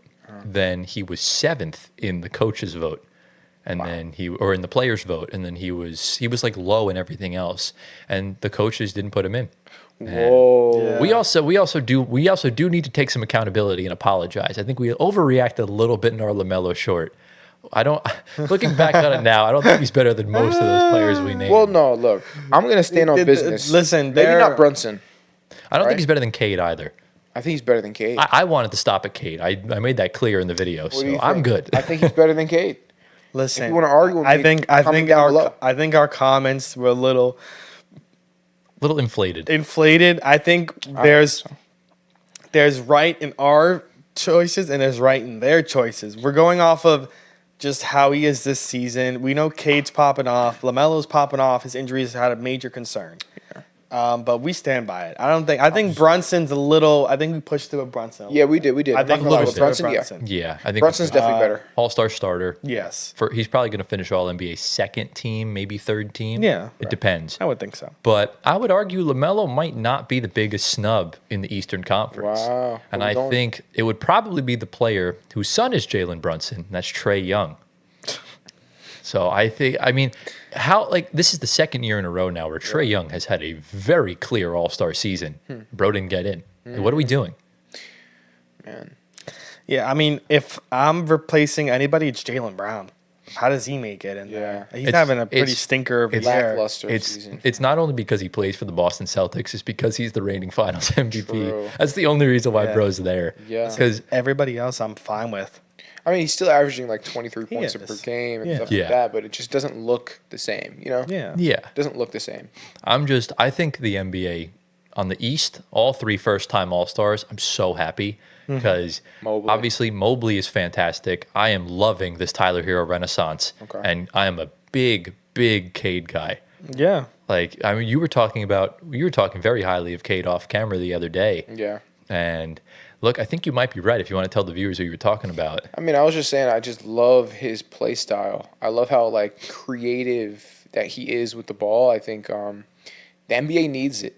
That's Yeah. kind of what I was saying. Like the NBA needs that creativity back. Like it doesn't like Cade's not the guy that's just gonna come down the court and chuck a three like Halliburton would or like some of the other Trae Young would. You know what I mean? Like Yeah. he's a guy that's gonna find his spots, get to his spots, create for his teammates, and just be creative. And the NBA needs that. So Exactly. And I think Detroit is a team that everyone kind of forgets is like a very old school dominant team that we need to see them good again. And I think Detroit's finally starting to pick themselves back up is where you actually do need to give JB Bickerstaff some credit here. yeah. You Because- know what's interesting about Detroit? Whenever Detroit's good, that means in the next couple years, the NBA is about to blow up. Exactly. Okay, because think about in 1988 when they had Isaiah Thomas, Joe Dumars, they were winning finals back-to-back years, right? Yep. Then in the 90s, the NBA blows up after the Detroit was good. Then if you go to the early 2000s, like I think like 2004, 2005, 2006, Detroit was very good, Yeah. right? Yeah. Next couple of years later, the NBA blows up. Wait a second. So what's going on? Wait, I think I know I know the method to the madness What here. is it? So Detroit being good then causes a generational talent to just spawn into the league. Yes. Michael Jordan comes in. The NBA blows up. The NBA sucks for a little bit. The Pistons get good again. Who comes in? LeBron James. The NBA is great. We haven't had a generational talent come into the league for 20 years. The Pistons are now starting to be good again. You have Wemby. Cooper Flagg is incoming. Right. You have AJ DeBanza the year afterwards. So maybe every time a generational talent comes into the NBA, the Pistons are good again. So maybe we should have known from the signs that Zion wasn't going to pan out the way he was. Maybe we should have known it from the beginning. Maybe we should have, The but indicator is the Pistons being good. exactly. Yeah. Because So when the we'll see. Pistons are bad, the NBA's bad. But look, I think the NBA did. I think they did a pretty decent job all around with the All-Star selections. I wasn't a big fan of some of the picks in the West. Like there were some notable snubs. Like Devin Booker's been playing really well. Right. Domantas Sabonis has been playing decently well. Obviously, Norman Powell should have made it. You got guys like, John Morant didn't have that great of a year, so No, I'm no. okay with that not happening. De'Aaron Fox was having a good year. Right. And then on the East, I'm just really bothered by Trae Young and LaMelo Ball not getting in. Yeah. Yeah. That is a problem to me. You even can make an argument for Kyrie Irving out west. He was playing decently well before he got hurt. And then, I think that's pretty much it regarding kind of the snubs. Really is heavily carried by Norman Powell, Trae Young, and Tyrese Maxey. Right. Completely forgot about bro. Tyrese Maxey. He's been playing. He dropped been 40. balling. He dropped 40 on Denver the other night. Yeah. He's been playing obscenely good Yeah, basketball. he's a hooper. Yeah. I think it's because the Sixers suck. So it's like, It's you know unfortunate. what I mean? Yeah, it's unfortunate. So Yeah. So let's the good news is, before we get into the last point, players are not going to be playing. Like I think AD's not going to be playing because he's hurt. So hopefully some of these guys get in. Yeah. Norman Powell, Trae Young, LaMelo Ball. I'm pretty sure Norman Powell and Trae Young are first in line to get into either one. Yeah. Wait, so if they get in, right, for an injured player, does this count as an official All-Star season Yeah. for them? Yeah. Okay. Yeah. And it doesn't take it away from the player that's injured. Okay, good. Because I Yeah. think Julius Randle's a 3-time All-Star. He only played in 2 of them. Okay. Because he got hurt 2 years ago or last year, whenever it was. I don't know how Bro's a 3-time All-Star, but Look, I mean, the first year he was most improved. He had a That fantastic year he deserved it. And he was playing decently good basketball in 2023. Yep. So he was the best player on the Knicks at the time. That was before Brunson kind of broke out. I guess. So, but let's do a little bit of a hot take. First time First time All-Star next year, both conferences. Who do you got? Oh, goodness. In both First conferences. Yep. Oh my goodness, this is You're putting me on the spot here. Putting you on the spot. Kind of have to. So if we're going into the East, let's take a look. It should be. Both answers should be. Has Scotty Barnes obvious. been an All-Star? He has. Who? Scotty. I was going to say him, but The answer should be pretty obvious. I'm not even going to lie to you. It should be very obvious. There really is only one name in the West, and there's maybe two in the East. one name in the West. Yeah. In the East, is Paolo an All-Star? Yeah, he was. Is Franz an All-Star? No. Ooh. I would go Franz Franz. is my answer for the Eastern Conference. I would go Franz because he Franz was lighting Wagner. it up. And if Like that. if Wemby didn't get in his rookie year, I don't think Cooper Flagg will. Okay. So and also if he stays healthy, Cam Thomas anyone. No, I would. If he has a Norman Powell type season in the East, he'll definitely get in. Yeah, I guess. I'm hoping. He is a Norman Powell type player. He's better. but- Maybe the Hornets. way higher upside. If Brandon Miller comes back really healthy, Oh, okay, yeah. good shout. Okay. I like the that. Actually. West, I would love to see. Oh, he's already an All-Star. no I'd love to see idea. Jared Allen get back there. I have no. Can I give you a name for the West? Do it. Chet Holmgren. Oh, of course. Yeah. Yeah, Chet Forgot about Holmgren. bro. Because he's hurt. yeah, Yeah. we're So, forgetting about He's him. also back course. on the. He's back on the court practicing. He dunked the other day. Okay, good. So hopefully he's all good to go. But I would- Dunking is usually a good sign. great sign. Yes. I'd love to see Chet in the All-Star game. Let's see. As far as team success goes, like Chet could be just as good as Wemby. Wemby will be a way better player, but that Thunder team's got a stupidly high ceiling. Yeah. Yeah. So we shall see, but that kind of wraps up as much as the All-Star stuff goes. We'll see, obviously, how the night and weekend transpires. We obviously saw a bunch of players committing to the dunk contest, but still ass, so it's Yep. not even worth talking about. Yep. The only thing I'm curious to see, does Stephon Castle and Victor Wembanyama do an Area 51 dunk? Something alien themed. 'Cause right. That's their nickname, because 5-1, and Victor Wembanyama's an alien. So I like that. Oh yeah, yeah, it's pretty dope. So that's why Fox didn't take their number. Right. Yeah. So should be interesting. But lads, do we have any final thoughts regarding the All-Star selections, All-Star weekend, before we move on to the trade talk? Yeah, let's go. move. Let's do it. All right, into the final segment, guys. This is just going to be an open dialogue, a bunch of trade talks. Now, by the time this episode comes out, because we are recording this 2 days prior, trades will happen. There will be movement, whether it's a two-way player, a star player, whoever. They could even trade a coach for all we care, because you can do that, actually. That's crazy. Has that Yeah. ever happened? I think so. NFL has done that. You can trade coaches, but NBA hasn't. yeah, I know someone said on Twitter the idea that the Sixers should trade Nick Nurse. But yeah, I don't think that's going to happen over the Yeah. next few days. But there's been a lot of rumors, and we're going to talk about those rumors. And there's been a lot of talk regarding star movement, obviously. Now that Luka Doncic has been moved and traded to the Los Angeles Lakers in the most drunk night in the NBA, anything's possible at this point. So stars can...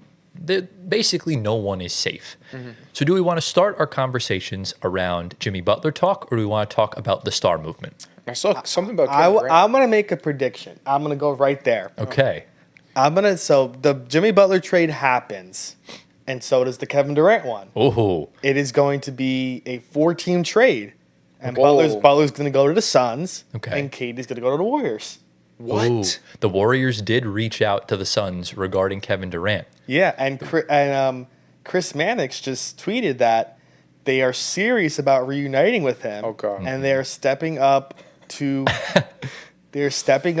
acquire Kevin Durant. So here, before I get to the Warriors, end, I want to talk about Kevin Durant for a few minutes because, look, we're in the exact same position as 2 years ago, where Kevin Durant. Now, granted, Kyrie got traded. That was different, but Kyrie gets traded, and Kevin Durant wanted to stay in Brooklyn. The Nets exhausted all options to try and figure something out. They got so close to getting Pascal Siakam in the door, which I would have fucking loved, by the way, because I love Pascal Siakam. Yeah. But couldn't do it. Then we turned to Karis LeVert. I love Karis LeVert, but come on, what are we doing? So at that point, KD realized the Nets have no leverage in any trades. He requested out, hence why the Phoenix trade happened. Here's what I think. I cannot see any sort of feasible opportunity here for the Suns to get Jimmy Butler. I just don't see it happening because Bradley Beal wants to stay in Phoenix to not uproot his family. That's why the no trade clause, he pushed for it. And I still don't know how the fuck he got it. But he wants to stay. And with him staying and no one wants to take on his contract, I don't see why you can get Jimmy Butler. Because if you trade Jimmy Butler for Kevin Durant would go to Miami, but why would Jimmy Butler want to go to the Suns if KD's not there? Right. So what I think will happen is Jimmy Butler either gets moved somewhere else or he stays in Miami. And at that point, Kevin Durant silently requests out and he gets traded at 1 a.m, Wednesday into Thursday, just like he did 2 years ago. Trauma. Not sure who, not sure where, but he'll be going somewhere. Yeah. And I think that's probably what's going to happen. And low key, I could see him probably going. Imagine It's he goes going- back to OKC. Yeah. No. Yo, I think That would imagine. be OD, bro. That's a win now move, but like, Goodness. I don't know. If you're the Thunder, you don't want to uproot like that. Who but would you trade if you're gonna get KD? salary filler and Picks. and picks. Nikola Topic. Remember or Houston jumps in. Houston should be the ones trading for Kevin Interesting. Durant I would like because they got the Phoenix pick back from us. that. Listen, So- I'm anyone but the Warriors. No, it's Okay, I going don't to want be to relive Golden that. State. Let's be honest. bro. serious? It's going to you be think Gold that for real? 100%. So, all right, so let's get this out the way now. If Kevin Durant goes to any other of the 28 teams, don't say it was destined to happen. Don't Oh, say I saw it coming. He was going to Houston. No, I think Warriors are in front. Houston sounds nice. Wow. OKC, but the Warriors, you know it's got to be Houston, right? the 'Cause- fans would love that. but I would cry. Are you kidding me? They're why- not going to win anything. they're not going to win. They're not going to win You anything. never know. No. Steph There's Curry and no- Kevin Durant, Draymond No. Green can run it back. Katie's era is past. I don't know about that. Past. KD is still a bucket. There's getter. no Clay. There's no Clay. The Warriors stink, bro. They're not even in the playoff spots. Yeah, I know. The Phoenix Suns have Kevin Durant, and they also stink. I still don't want that to happen. Why? This could remedy it though. It happened, and they're bad now.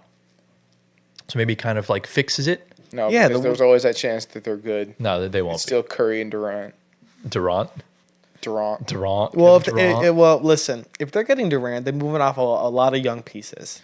I hope they decide to do that. I mean, I don't want to have the Suns agree to it, but Quentin Post is untouchable. Like, I don't want to Quentin have Post that is happen.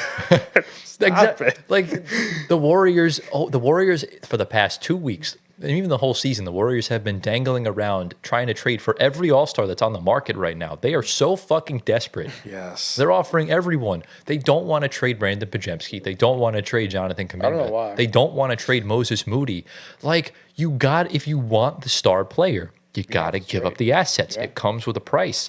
I don't want to hear that Brandon Pajemski, who's having one of the biggest sophomore slumps in NBA history, is untouchable. Like, I don't want to hear that bullshit. Listen, Mike Dunleavy right now should call Bob Myers and tell him he needs his help because Bob Myers knew how to trade and be a GM. Unfortunately, he's in football right now. Yeah, I mean, But- look, Bob Myers' last couple drafts were not very good. I mean, he drafted yeah, I James know. Wiseman. That turned out to be a bad Well, one. yeah. But he put that core together, He did. that Gio has nightmares about. Literally. No, literally. Like, I'm being dead too. I really don't want to give him credit. 'cause Kevin Why? Durant That wanted was to one go of to the Warriors. best teams of all time. Yeah, but it ruined the NBA. No, but it's fun. It was fun. Now that we look back, it was Anthony, fun. I don't want to talk about that right now. Why?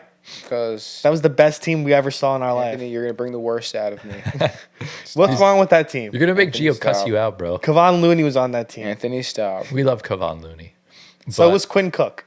But look, here's where things can get really volatile. Because with desperation comes drastic signs. If the Warriors are calling every team in the NBA, asking about every single All-Star, the Warriors wanted Jimmy Butler. They were going to give up the assets for Jimmy Butler. But Jimmy Butler only wants to re-sign in Phoenix. And if you're the Warriors, why are you going to give up all these assets for a rental? Well, yeah, of course. So they backed out of that. Yeah. They also backed out of the Zach LaVine trade to try and get Jimmy Butler, which is stupid in itself. So does this seem like a Kevin Durant 2023 situation where if the Warriors can't get anything done now, do you trade Steph Curry? Oh. no, You can't do that. I listen. If Katie doesn't work, I think they pull the trigger on Giannis. But that would require Giannis or the Bucks wanting to get off Correct. of Giannis. Yeah. Because there were some reports that said the Mavs reached out to Milwaukee and they said no. Wow. Right now, the Bucks have no reason to get off of Giannis. Right. So, Neither did the Like, Mavs so it's with very Luka. but here's the problem though: the Warriors are this desperate. The Warriors have no leverage at all. Yeah, you have exactly. picks to trade away, but at the end of the day, Steph's 36 years of age. I think.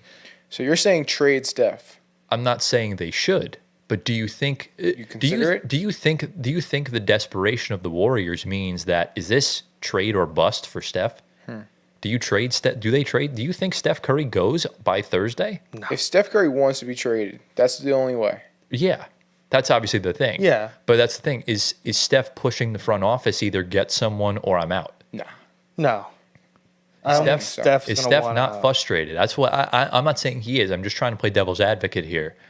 I think Steph wants to win. He does. I don't yeah. think he I don't wants to think he's leave. pushing the front office, being like, if you guys don't make a move, I want to get out of here. I don't think Right. he's doing that. No. That's fair.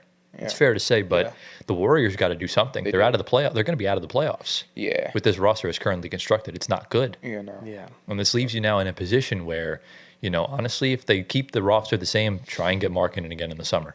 Like, they have to. Try to get Listen, round two. I mean, their best fallback option is Cam Johnson, probably, which isn't a bad fallback option. It's not a bad fallback option, but Cam Johnson's know. not a 2 option. No. He needs to be a 3rd option. because literally all the guys. So Fox is off the market, Levine's off the market. Now it's 2 guys.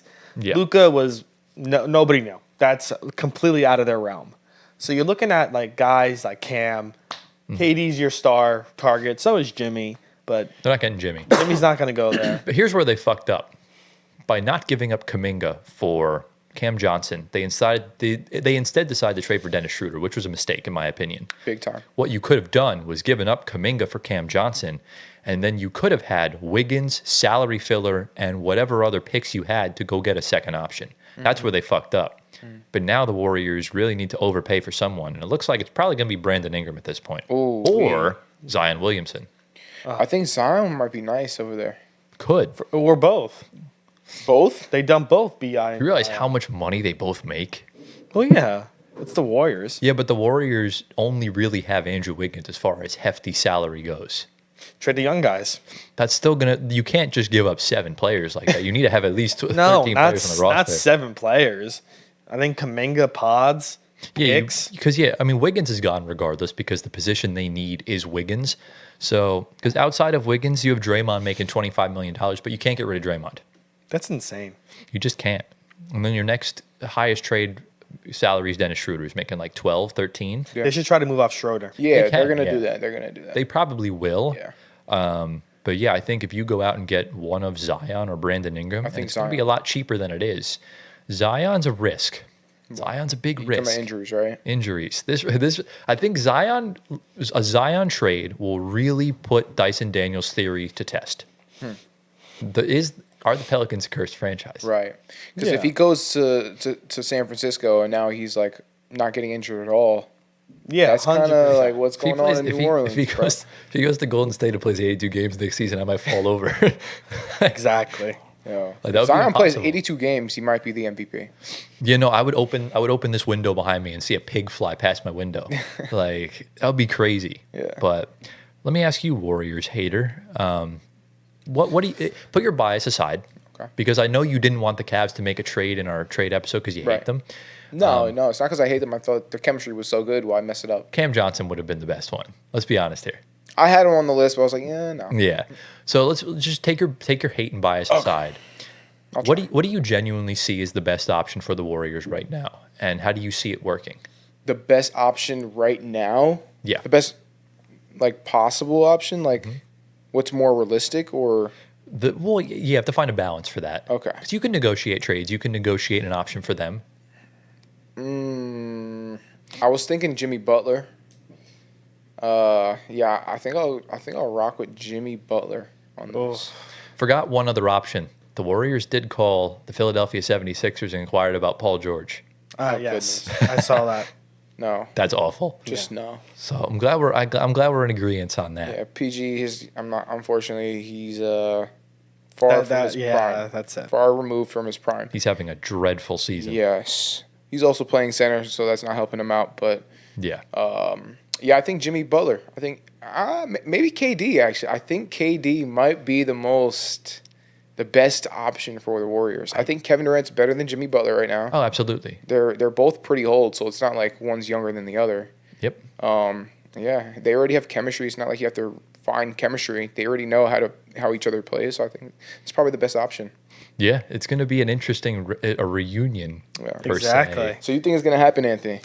I would He's think. he's going to get traded. I'm very confident KD gets traded before Thursday's deadline. But Yeah, to I the think they Warriors, pull I need him to go to Houston.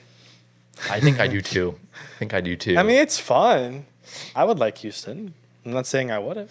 That's fair. I mean, let's look at KD's contract. So he's got one more year on his deal. He's got a $54 million contract before he goes into unrestricted free agency. Now, KD doesn't get traded and the Nets win the lottery. I would love a nice little reunion for number 7. In Brooklyn. After this season, he's a free agent or next season? Next season. We can make a trade in the summer, or if he wants to come sign in free agency in 2027 or in 2026. Why do you love KD so much? Like, he was only there for like 1 or 2 years. Trust me, bro. What Kevin Durant did in Brooklyn it was amazing. Like, seeing him turn into a demigod in the playoffs against the Bucks. I've never seen anything like it until I saw Jokic do what he did. But So was it just that one series for you? Or was it like... the whole time... Because he was injured most of the time in Brooklyn. He was injured a lot in Brooklyn, but when he was on the floor, I mean, he was just making everything. That mid-range. Yeah. And I think the other thing, too, he loved Brooklyn. He did. He loved the Nets. He cried in his son's introductory press conference talking about the Nets. I think he also loved playing with Kyrie so much. It's just, I feel like they played so well together. Exactly. You know, I the don't team worked. It's so just we all unfortunate, couldn't be on the floor. Yeah. Because I think that's the thing too. We all talk about this new CBA not having dynasties anymore. I think the Nets were supposed to be the dynasty, and it really sucks that everything fell apart on us. But it looks like Kevin Durant's going to go to Houston. I think it makes the most sense for him to ring chase. They got the picks back, and the Suns can either utilize those picks and go into a full tank, or they can attach those picks to Bradley Beal to get him out the door. That's essentially what they can try and do. But let's talk about KD now. Let's talk about just KD trades, because it's looking essentially likely that he's gone by Thursday. That's insane. Yeah, I mean, does it really surprise you? Kevin Durant I actually said this a few weeks ago. Kevin Durant has no patience for this shit anymore. No, he doesn't. If things are not good, trade request is incoming. Yeah, And bro's old now. I think this is the situation where he said, do something or I'm gone. But really quick, what does that mean for Devin Booker? Does he want to stay in Phoenix? That's up to him. Because realistically speaking, if you're Devin Booker, how would you feel if Kevin Durant gets traded? Like, what are you guys doing? You guys have to do something for me. Well, that could be in the return, right? They can get back a star. They can get back assets. It really just depends, no? Yeah, it definitely does depend. It opens up a lot of doors once you move contracts like Durant and Beal. There's a lot of more flexibility because you only have Booker on the books. I mean, Grayson Allen too. His contract's got to get moved. That contract is massive for a bench player, and Nurkic as well. Move all those guys out out of there. Nurk is just, oh my goodness. Robbing the Suns. Those Really four is. guys, if you can move half or all, then you are good for a somewhat retool with the guys you get back. Yeah. Barring they work well with Booker if he does stay, and the rest of the core. I mean, they don't have bad young guys. It's just they found themselves in a really bad situation, and they need to get out of it. And if you have to sacrifice KD for it to work, I mean, you kind of can't really say no. If you're getting good assets in return, if you're not getting a Luka trade in return, I would do it. Yeah, do it. Yeah, I mean, aside from Golden State and Houston, do you see any other suitable fits for Kevin Durant? You mentioned Miami, but I mean, I think it would be interesting. it would be interesting. I don't know if that would be the best fit for him, but it would be interesting. When he requested out of Brooklyn, the two teams he wanted to go to were either Phoenix or Miami. So he definitely has ties to Miami, or at least some high praise or feelings towards Miami. Right. But Maybe not anymore after what's going on over there right now with Jimmy B and what's his name? Pat Riley. Pat Riley. Pat yeah. Riley, possible. Yeah. I don't know, man. That's interesting to think about. How about KD in Denver? Russ Oh. and KD reunite. I didn't think about that, Yeah, to be honest Jokic, with you. KD. You know, I think that would be a good fit. I think the problem there is that Denver just doesn't have first-round picks to That's trade. so Exactly. So That's I not think fun. It's I not think feasible. what you'd have to do is get another team involved, or Denver can kind of do a trade where they trade a pick for more picks. Because here's the thing, I think a team is going to stockpile assets before making the big splash. So if you're the Denver Nuggets, if this was Tim Connolly, I think he 100% does this. There's no way in a donkey's ass that Calvin Booth does this. There's no way. He's too passive. He is the most passive GM I think I've ever seen in my Listen, life. He's done nothing since What's he his got name? here. Calvin Booth. Yeah. Get to it. We can start right now. Okay. What should he do? Like, if you're Calvin Booth, what are you doing to get KD? To get Kevin It's a win Durant. now move, and I think the Nuggets should have a win now move. Well, here's the problem: is that the Suns have leverage in the sense of the Nuggets have no picks. The Suns need a point guard. The Suns are not going to want Michael Porter. They're going to want Jamal Murray. But the Nuggets need a point guard, and I don't think they should get rid of Jamal Murray right now. It would have to be Michael Porter Jr. I think get rid of Jamal Murray. I'm sorry. I think Jokic might not like that though. I would only get upset him. I would only get rid of Jamal Murray if a point guard's coming in. So if you were getting like say a Cade Cunningham, that's Whoa. fine. That's just an example, but he's not Okay. getting traded. Okay. But that's something that I would have considered if I was Calvin Booth. But right now, Kevin Durant's a risky one. I really don't know if I would do it. It's very tough. I say do it. It would be great. KD, Jokic. he's- Are you kidding me right now? He's so good. Imagine a Kevin line. Durant and Jokic. Imagine a lineup of Jamal Murray, Christian Brown, Kevin Durant, Aaron Gordon, Nikola Jokic. That's insane. And Russ coming off the bench. Are you kidding me? KD and Russ reunited. That's what I'm saying. Oh shit! That's what I'm saying right now. blocked. The chemistry's there already. Jokic can fit with any player in the NBA because he's Yo. that type of guy. High key. This would be very ideal. And I also really am intrigued. If you have a young core of Devin Booker, Michael Porter Jr., Ryan Dunn, I like that. Yeah. I like that. Yeah. Yeah. And the Suns could maybe at least get off of the Suns. Worst case scenario, let's say Book requests out. Right. You get a crap ton of picks back for him. Okay. You have a core of Michael Porter and whatever lottery pick comes in. That's also possible. The Suns can get themselves out of this. It's going to be very tough to get off of Bradley Beal. Yeah. That's going to be very difficult. You got to do some, you got to basically like drug him, make sure he has no idea what's going on, get him to sign some papers. And get him out of Yeah, there. approve the trade.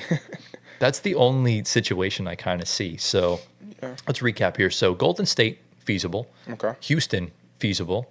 Brooklyn, not so much. Denver, it really just depends on the It's so much It depends. moving. It's a shot in the dark, It Anthony depends. would say. Denver, Yes. Denver works, but it depends on the size of Calvin Booth's balls. Pause. Calvin Booth, let's go. I don't. It's not on. happening, bro. It would not surprise Could me you at all imagine? if the Nuggets do nothing this week. 1 a.m. You're talking with Prince on Discord. Shout out Prince, my Kevin guy. Durant is in a Denver Nuggets jersey. I would love that, That's by the way. Bleacher Report. insane. Like that would be Look, insane. remember what I said 3 weeks ago? The one key to a championship team is getting Nets legends on the team. Kevin KD is not the best net of all time, but he is the best player to wear a Nets jersey. Nets legend Kevin Durant. 100%. Imagine you already have a Nets legend in DeAndre Jordan, Yeah. so Yeah. it works. Listen, I think if they get KD, obviously it's not super feasible. If they get him, I think they're the favorites to win.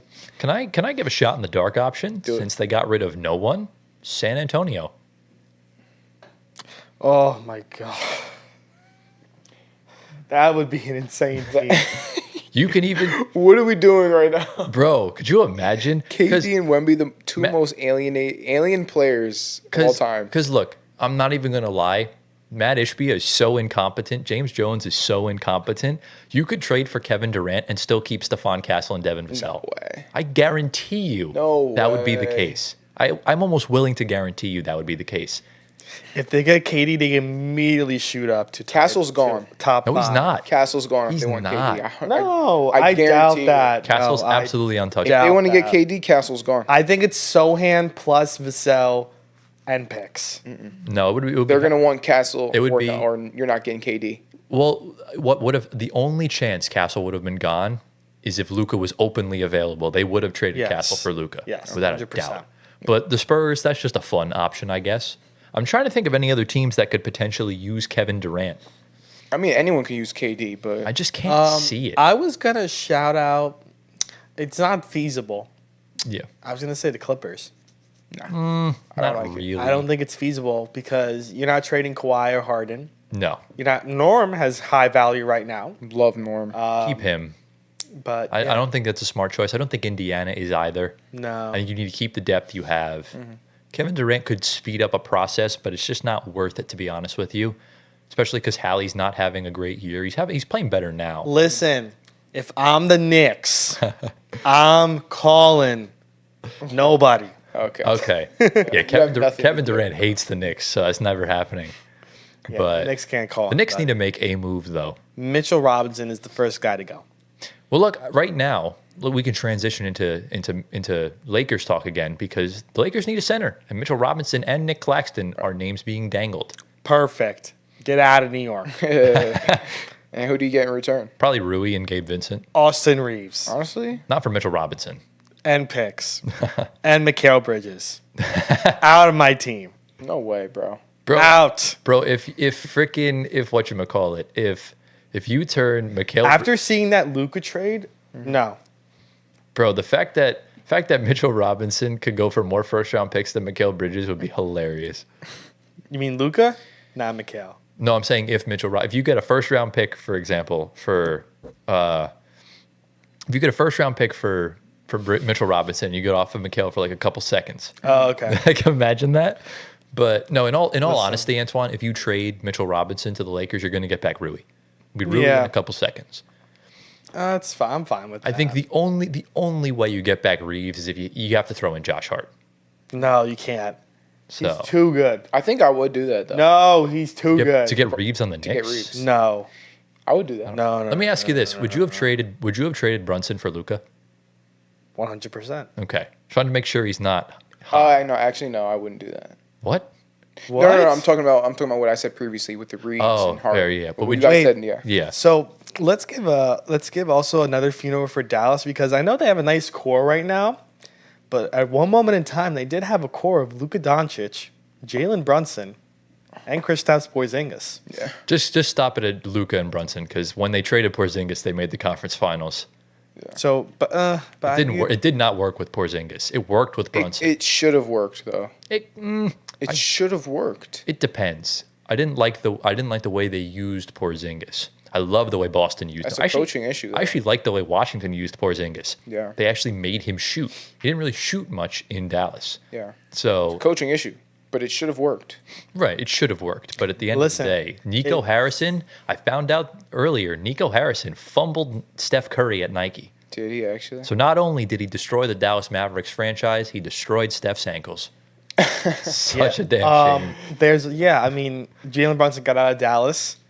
You know, Yep. the Dallas team right now, it looks good on paper, but we have to see. I'm interested to see how they play. They're not done making moves yet. No, of course. We have until Thursday, and then we could firmly set until the offseason when more moves do happen. I'm gonna go out and say Dallas wins the NBA Finals. You are, like I said, he is Nico Harrison's PR guy. He'll be drug tested by the time this episode comes out. Don't Yes, worry. You are Nico Harrison's secret PR guy. He might know because he's Max Christie, bro. He's trying to just get some good PR. here. I still can't believe Luka's traded. This makes no sense, bro. The NBA is just 2K not real. says it doesn't work. Yeah. Half of the world says, but hey, listen, it happened. Good for basketball though. I'll tell you why. It is not good for No, basketball. I'll tell you why it's good for basketball. No. It's because everyone's texting me now who never watched basketball game in their life. They're like, Luka's traded. I'm like, bro, you don't even know who Luka is. But now Yeah, but right? Now they're invested That's in the so NBA. true. Now they're, maybe they'll watch some games. Luka's on the Lakers. We'll see. I'm telling you, the NBA's up. But to listen, Luka's career now is going to be an LA biased type of thing, and it's something, says the New York fan. Yeah, Like, come on, you have Well, nothing. You I can't mean- talk, bro. you really but, can't. Yeah, but Like, we we're did- biased to Jalen, and he's great. Yeah, but Jalen Brunson, respectfully, great player, but he's nowhere near the stratosphere of a guy like Luka. Like Jalen Brunson is he's not. not. He's not a mega star. Well, He's an all-star. Jalen Brunson, if he's in the troposphere, Luka's in the stratosphere. Troposphere's higher, isn't it? No, it's lower. I think stratosphere is troposphere. Stratosphere is higher. Isn't stratosphere like the second from bottom and then it's troposphere? No, troposphere is at the Are bottom. you sure? Are you sure? Let me look it up right Look now. it up, bro. I know my science, bro. I paid attention in This is sixth gonna grade. be really funny if you're wrong. I paid attention. Listen, in sixth Mr. grade, bro. Research Guy. You need to do Shout some out- more research. Shout out Miss Tinter. Love you. Research A. Miss Research. Okay, he's right. It's I the told you. mesosphere that's third. Oh, okay. Shout out to Mr. Miss Tinter. Mr. You taught me that. Okay. Love you. Fair enough. To be fair, I actually haven't taken. I took a science class my first year of college. I didn't really take one after that, so Yeah. is what it I was is. the same. But look, I want to close off the show with one final bit of information, and this could probably get us to the 2-hour mark. I don't know how serious this is, but why not just talk about this? I'm going to put everything on the screen right now. After the Bucks played the other night, Giannis, they asked his thoughts about the Luka Doncic trade and everything like that. Giannis had quite a lot to say regarding this. A lot of it is unserious, but this also could potentially mean that Giannis could be in a different uniform in the near future. So I'll read you the first thing first. He said, thought it was fake news. It's insane. Obviously, I've played against Luka a lot of times and AD and all the people that were included in this trade. This is the world we're living in. It's a business. You have to understand nobody's safe. Nobody's safe. If a 5-time All-NBA first team, a 25-year-old guy that just made it to the finals 7 months ago, Wow. a guy that led the league in scoring, a guy that finished second or third in MVP voting, a guy that scored 70-something points one time, a guy that had a 60-point triple-double, a guy that knows how to play the game of basketball. This is Giannis? This is Giannis. Wow. I can keep going and going. An all-star, not just an all-star starter, a guy that averaged 34, 9, and 10. But I'm not here to talk about Luka and how good he is. I think everybody in the world knows he's one of the best players in the league. That's the first thing. So, W Glaze. Like W Glaze. No, I feel like he's on Stephen A. Smith's Glaze level. Like, It's like bro might Gio have Russ. a career. It's like Gio Russ Glaze. Honestly. No, honestly, Giannis is talented, first of all. I think he can have a commentating career when he retires. But keep going, though. That's besides the point. Okay. I think there's one other thing I have to say after this next slide. At the end of the day, I've said this in the past, you get evaluated every single day. You don't take nothing for granted. Being an all-star, you don't take it for granted. Being able to go out there and put the jersey on and represent your team, you don't take that for granted. Being out there and representing your family, you don't take that for granted. Every second that you play in an NBA game, I love it. I try to play with joy. And at the same time, I understand the business of basketball. And sometimes teams need to make the best moves that are good for their organization and for their position and for their own pursuit of greatness and championships. But at the same time, it goes both ways. You cannot have a double standard here. When the teams make the best moves for them and they believe they can get another player to win now, when a player believes he can go to a different team and he believes he can have a chance to win a championship, we cannot crucify the person and say that he's not loyal and that he didn't do the right thing and he let everybody down. Ooh. Because history has shown you, you have to do what's best for you and your family. You have to do what's most important to win. Now, to me, this sounds like Giannis is kind of setting the table for himself at some point soon in the future. What do you guys think? That absolutely sounds like Giannis is saying, get ready because I'm getting out of here in a couple years. That's what it sounds like. Someone quote tweeted and said Giannis listed more Luka accomplishments than the Mavs social media team. Yeah. Wow. Listen. Impressive, honestly. Yeah. Listen, there's something about, we know all NBA players are humble, but there's something different about the humbleness of guys that come from abroad. Growing up in the streets, playing basketball. Remember, they didn't go to Big Five schools like a lot of guys did in the NBA, or They didn't go to college. or accredited. Yeah, Most of them, at least. yeah. So they're growing up in the streets. They have a dream, similar to a lot of other guys that come in nationally. So Giannis, again, is always well spoken. Love to hear him talk, and he has more knowledge on Luka's accomplishments on the top of his dome than a lot of people do. Yeah. I could probably list off probably 3 or 4 of those things, but not all of them. Yeah. But listen, I know all the international guys are probably close to one another. If they are, they aren't, but they know of each other pretty well. Like Luka, Jokic, Giannis, example, the best 3 players in our league are international guys.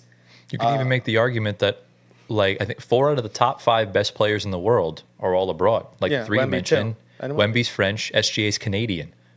Yeah. Jason Tatum is probably the best American right now. Yeah. And he's like top 5, top 6. Yeah. So it's very a broad game, and Exactly. the Europeans specifically have a very tight knit bond. Like you'll even see like a lot of NBA casuals think only the star players hang out with each other and stuff like that. But like you'll see after let's say a Nuggets and I'm just trying to think of another team with a European on it. I'm struggling here right now. Help me out. Bucks, Topic. Bucks, 76ers with Embiid. Embiid's not European. But international. I'm talking about European though. I'm trying to think of an example of like a bench player that's not. Bench player. just- Bogdan with the Yeah, I Hawks. was thinking. Well, yeah, they're obviously country mates, but you'll see like if a team has like last year when they played the Kings, Sasha Vezenkov, Jokic would have a nice conversation with him after the game. Like the Europeans are a very tight knit group, Yeah. and we see it in the All Star game all the time. They all just kind of hang around each other. The Canadians do the same thing. The Africans do the same. The Australians do the same. It's all the same thing. Familiar faces, you know? Exactly. Giannis said one other thing. This was the joke part. But you remember, every joke has a little bit of truth to it. Shout out Kev. He said, now that a European will be the face of the Lakers, this is something new for Europe. I love it. Know what I want? I want Luka to the Lakers. I want Jokic to the Knicks. I want all the Europeans to go to all the big markets to see this something incredible. This is my dream. Oh, yes. Now, Jokic to the granted, Knicks. as soon as he said Jokic to the Knicks, I threw up in my mouth. But look, it will never happen. It'll never happen because Oof. I said this once. Jokic will never leave Denver, and there's only one team that Jokic should go to. There's only one acceptable team that if he ever requests out of Denver, there's only one team he should go to. Remember. Come on, Uh, you know what it Not is. the Brooklyn Nets. Of course, it's the Brooklyn. No. That's what he's saying. The aura at the Clays, but yeah, Giannis sounds like he probably wants out at some point. No, I would think so. Sounds like it. I would think so. So he said Jokic to the Knicks, and then he said Giannis at the what? no, he just said he said Luka to the Lakers, I know, Jokic to the but Knicks. he Those are didn't- just he- the two. that- That's didn't- he's implying that he's one of those European big time players. Well, duh. that- He didn't say You know what I'm himself, of saying? coured. I know, but He's not going So to he's because not he'll get going to. fined out his ass. But Yeah, like, exactly.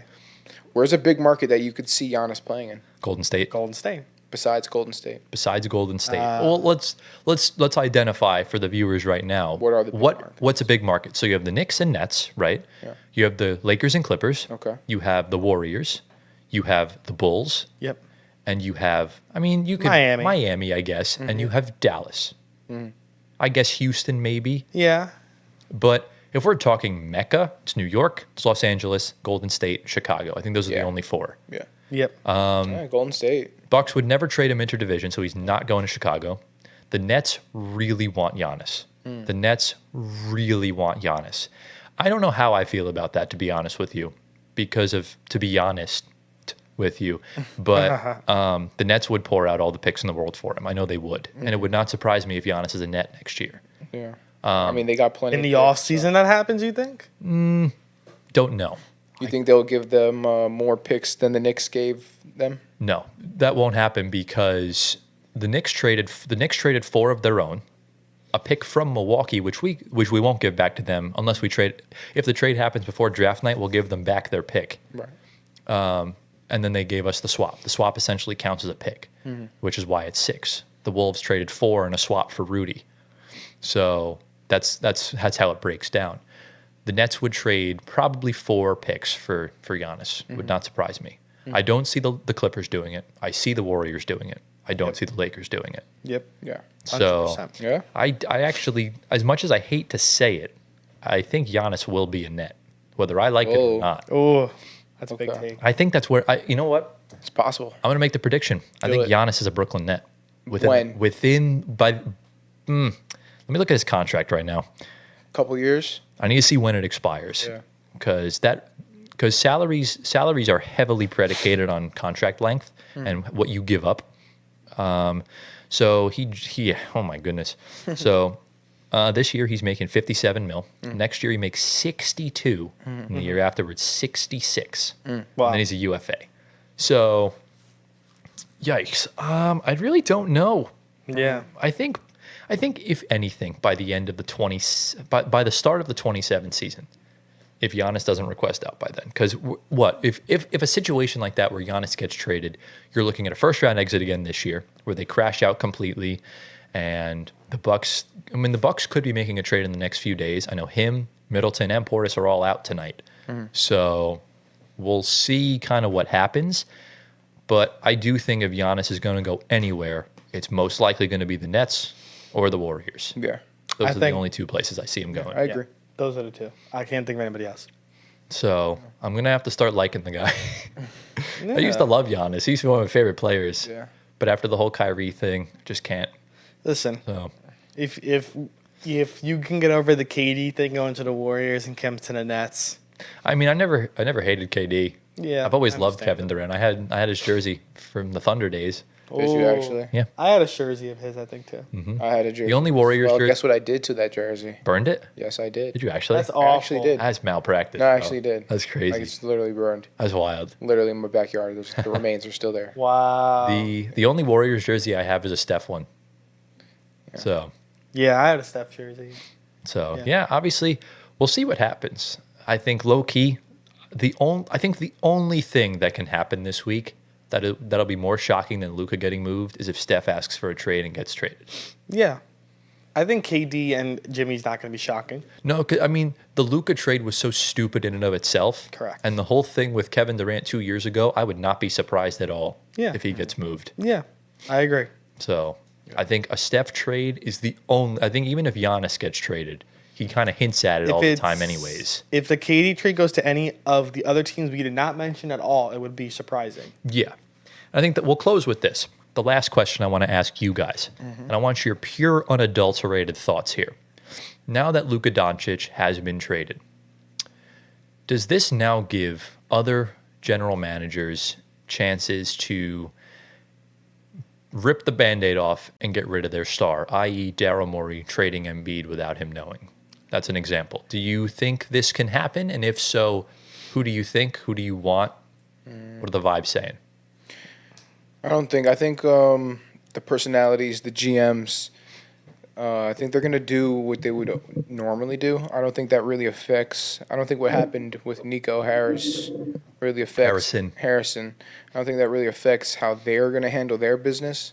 You know, Yep. So if that's in their capacity to do something like that, then they're going to do it. If it's not, then they're not. I don't think it really changes anything. Okay.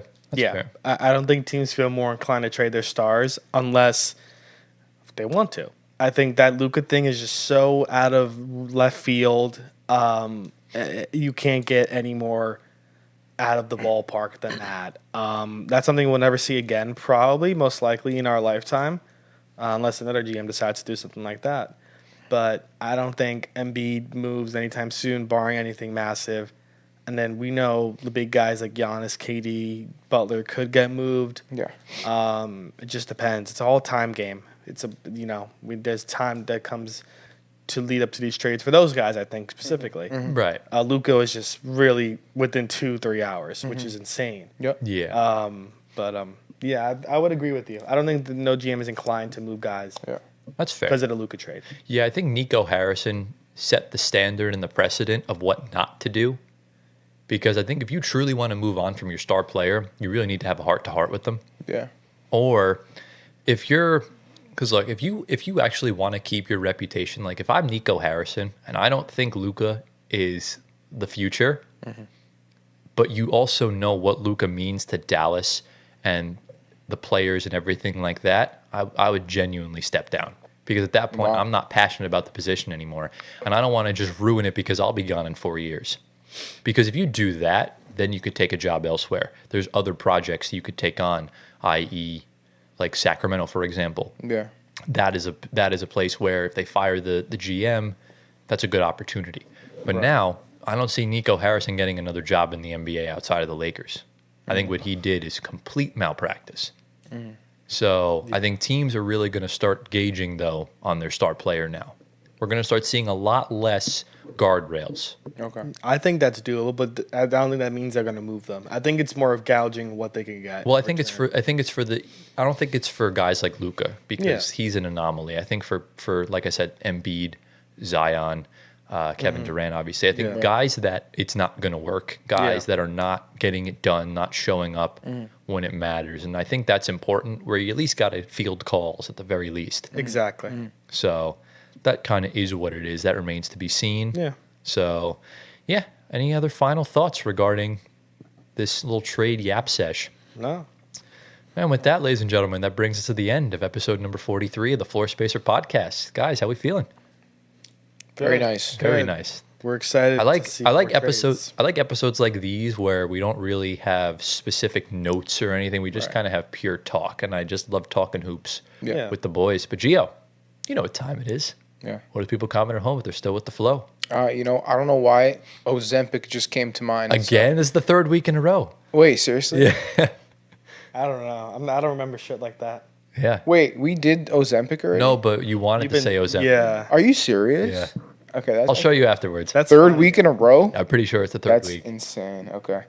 What's another? All right, what's First word that comes to mind. It could be anything. Apple? Ooh, Apple. I don't know. Apple? Apple. Comment down Apple. Comment Because down an apple Apple. a day keeps the dentist and the doctor away. So make sure you eat your apples. Wow. Eat Nap- your fruit. An apple away keeps Nico Harrison away. There you go. There you go. Nico Collins, actually. Yeah, Nico Collins. If you know, you know. Just watch the last. Yeah, Emergency lost episode. emergency. Yeah, watch the emergency episode, which is linked down below in the description. Check out the last episode as well. If you guys are new around here, remember to drop a like on the video if you enjoyed. Subscribe to the channel. Thank you all for 4,500 subs, by the way. We hit it just last night, which means that I'm going to start working on the Discord server. I'm going to get some help from Kevin Prince. Shout out them. And by 5K, we're going to do a nice little launch. And Yeah. we'll do a huge promo for it. We'll do a huge push on everything.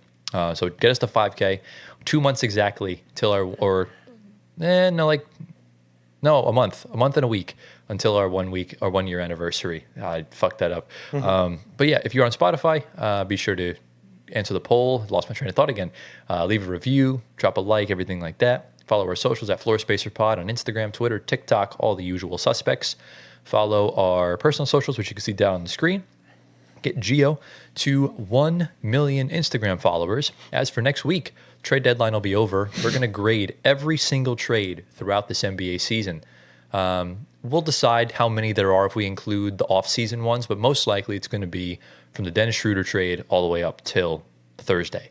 And that'll kind of be that. We'll see what else is going on in the NBA, and we'll just kind of take our time with it. And Laz, do you have anything to say before we head on out of here for the week? No, Good. we're good. Go. All right. Excited. We hope you all enjoyed. Thank you all for watching. We love you all endlessly. And as always, we'll see you all next week in episode number 44. Peace out. Double 4.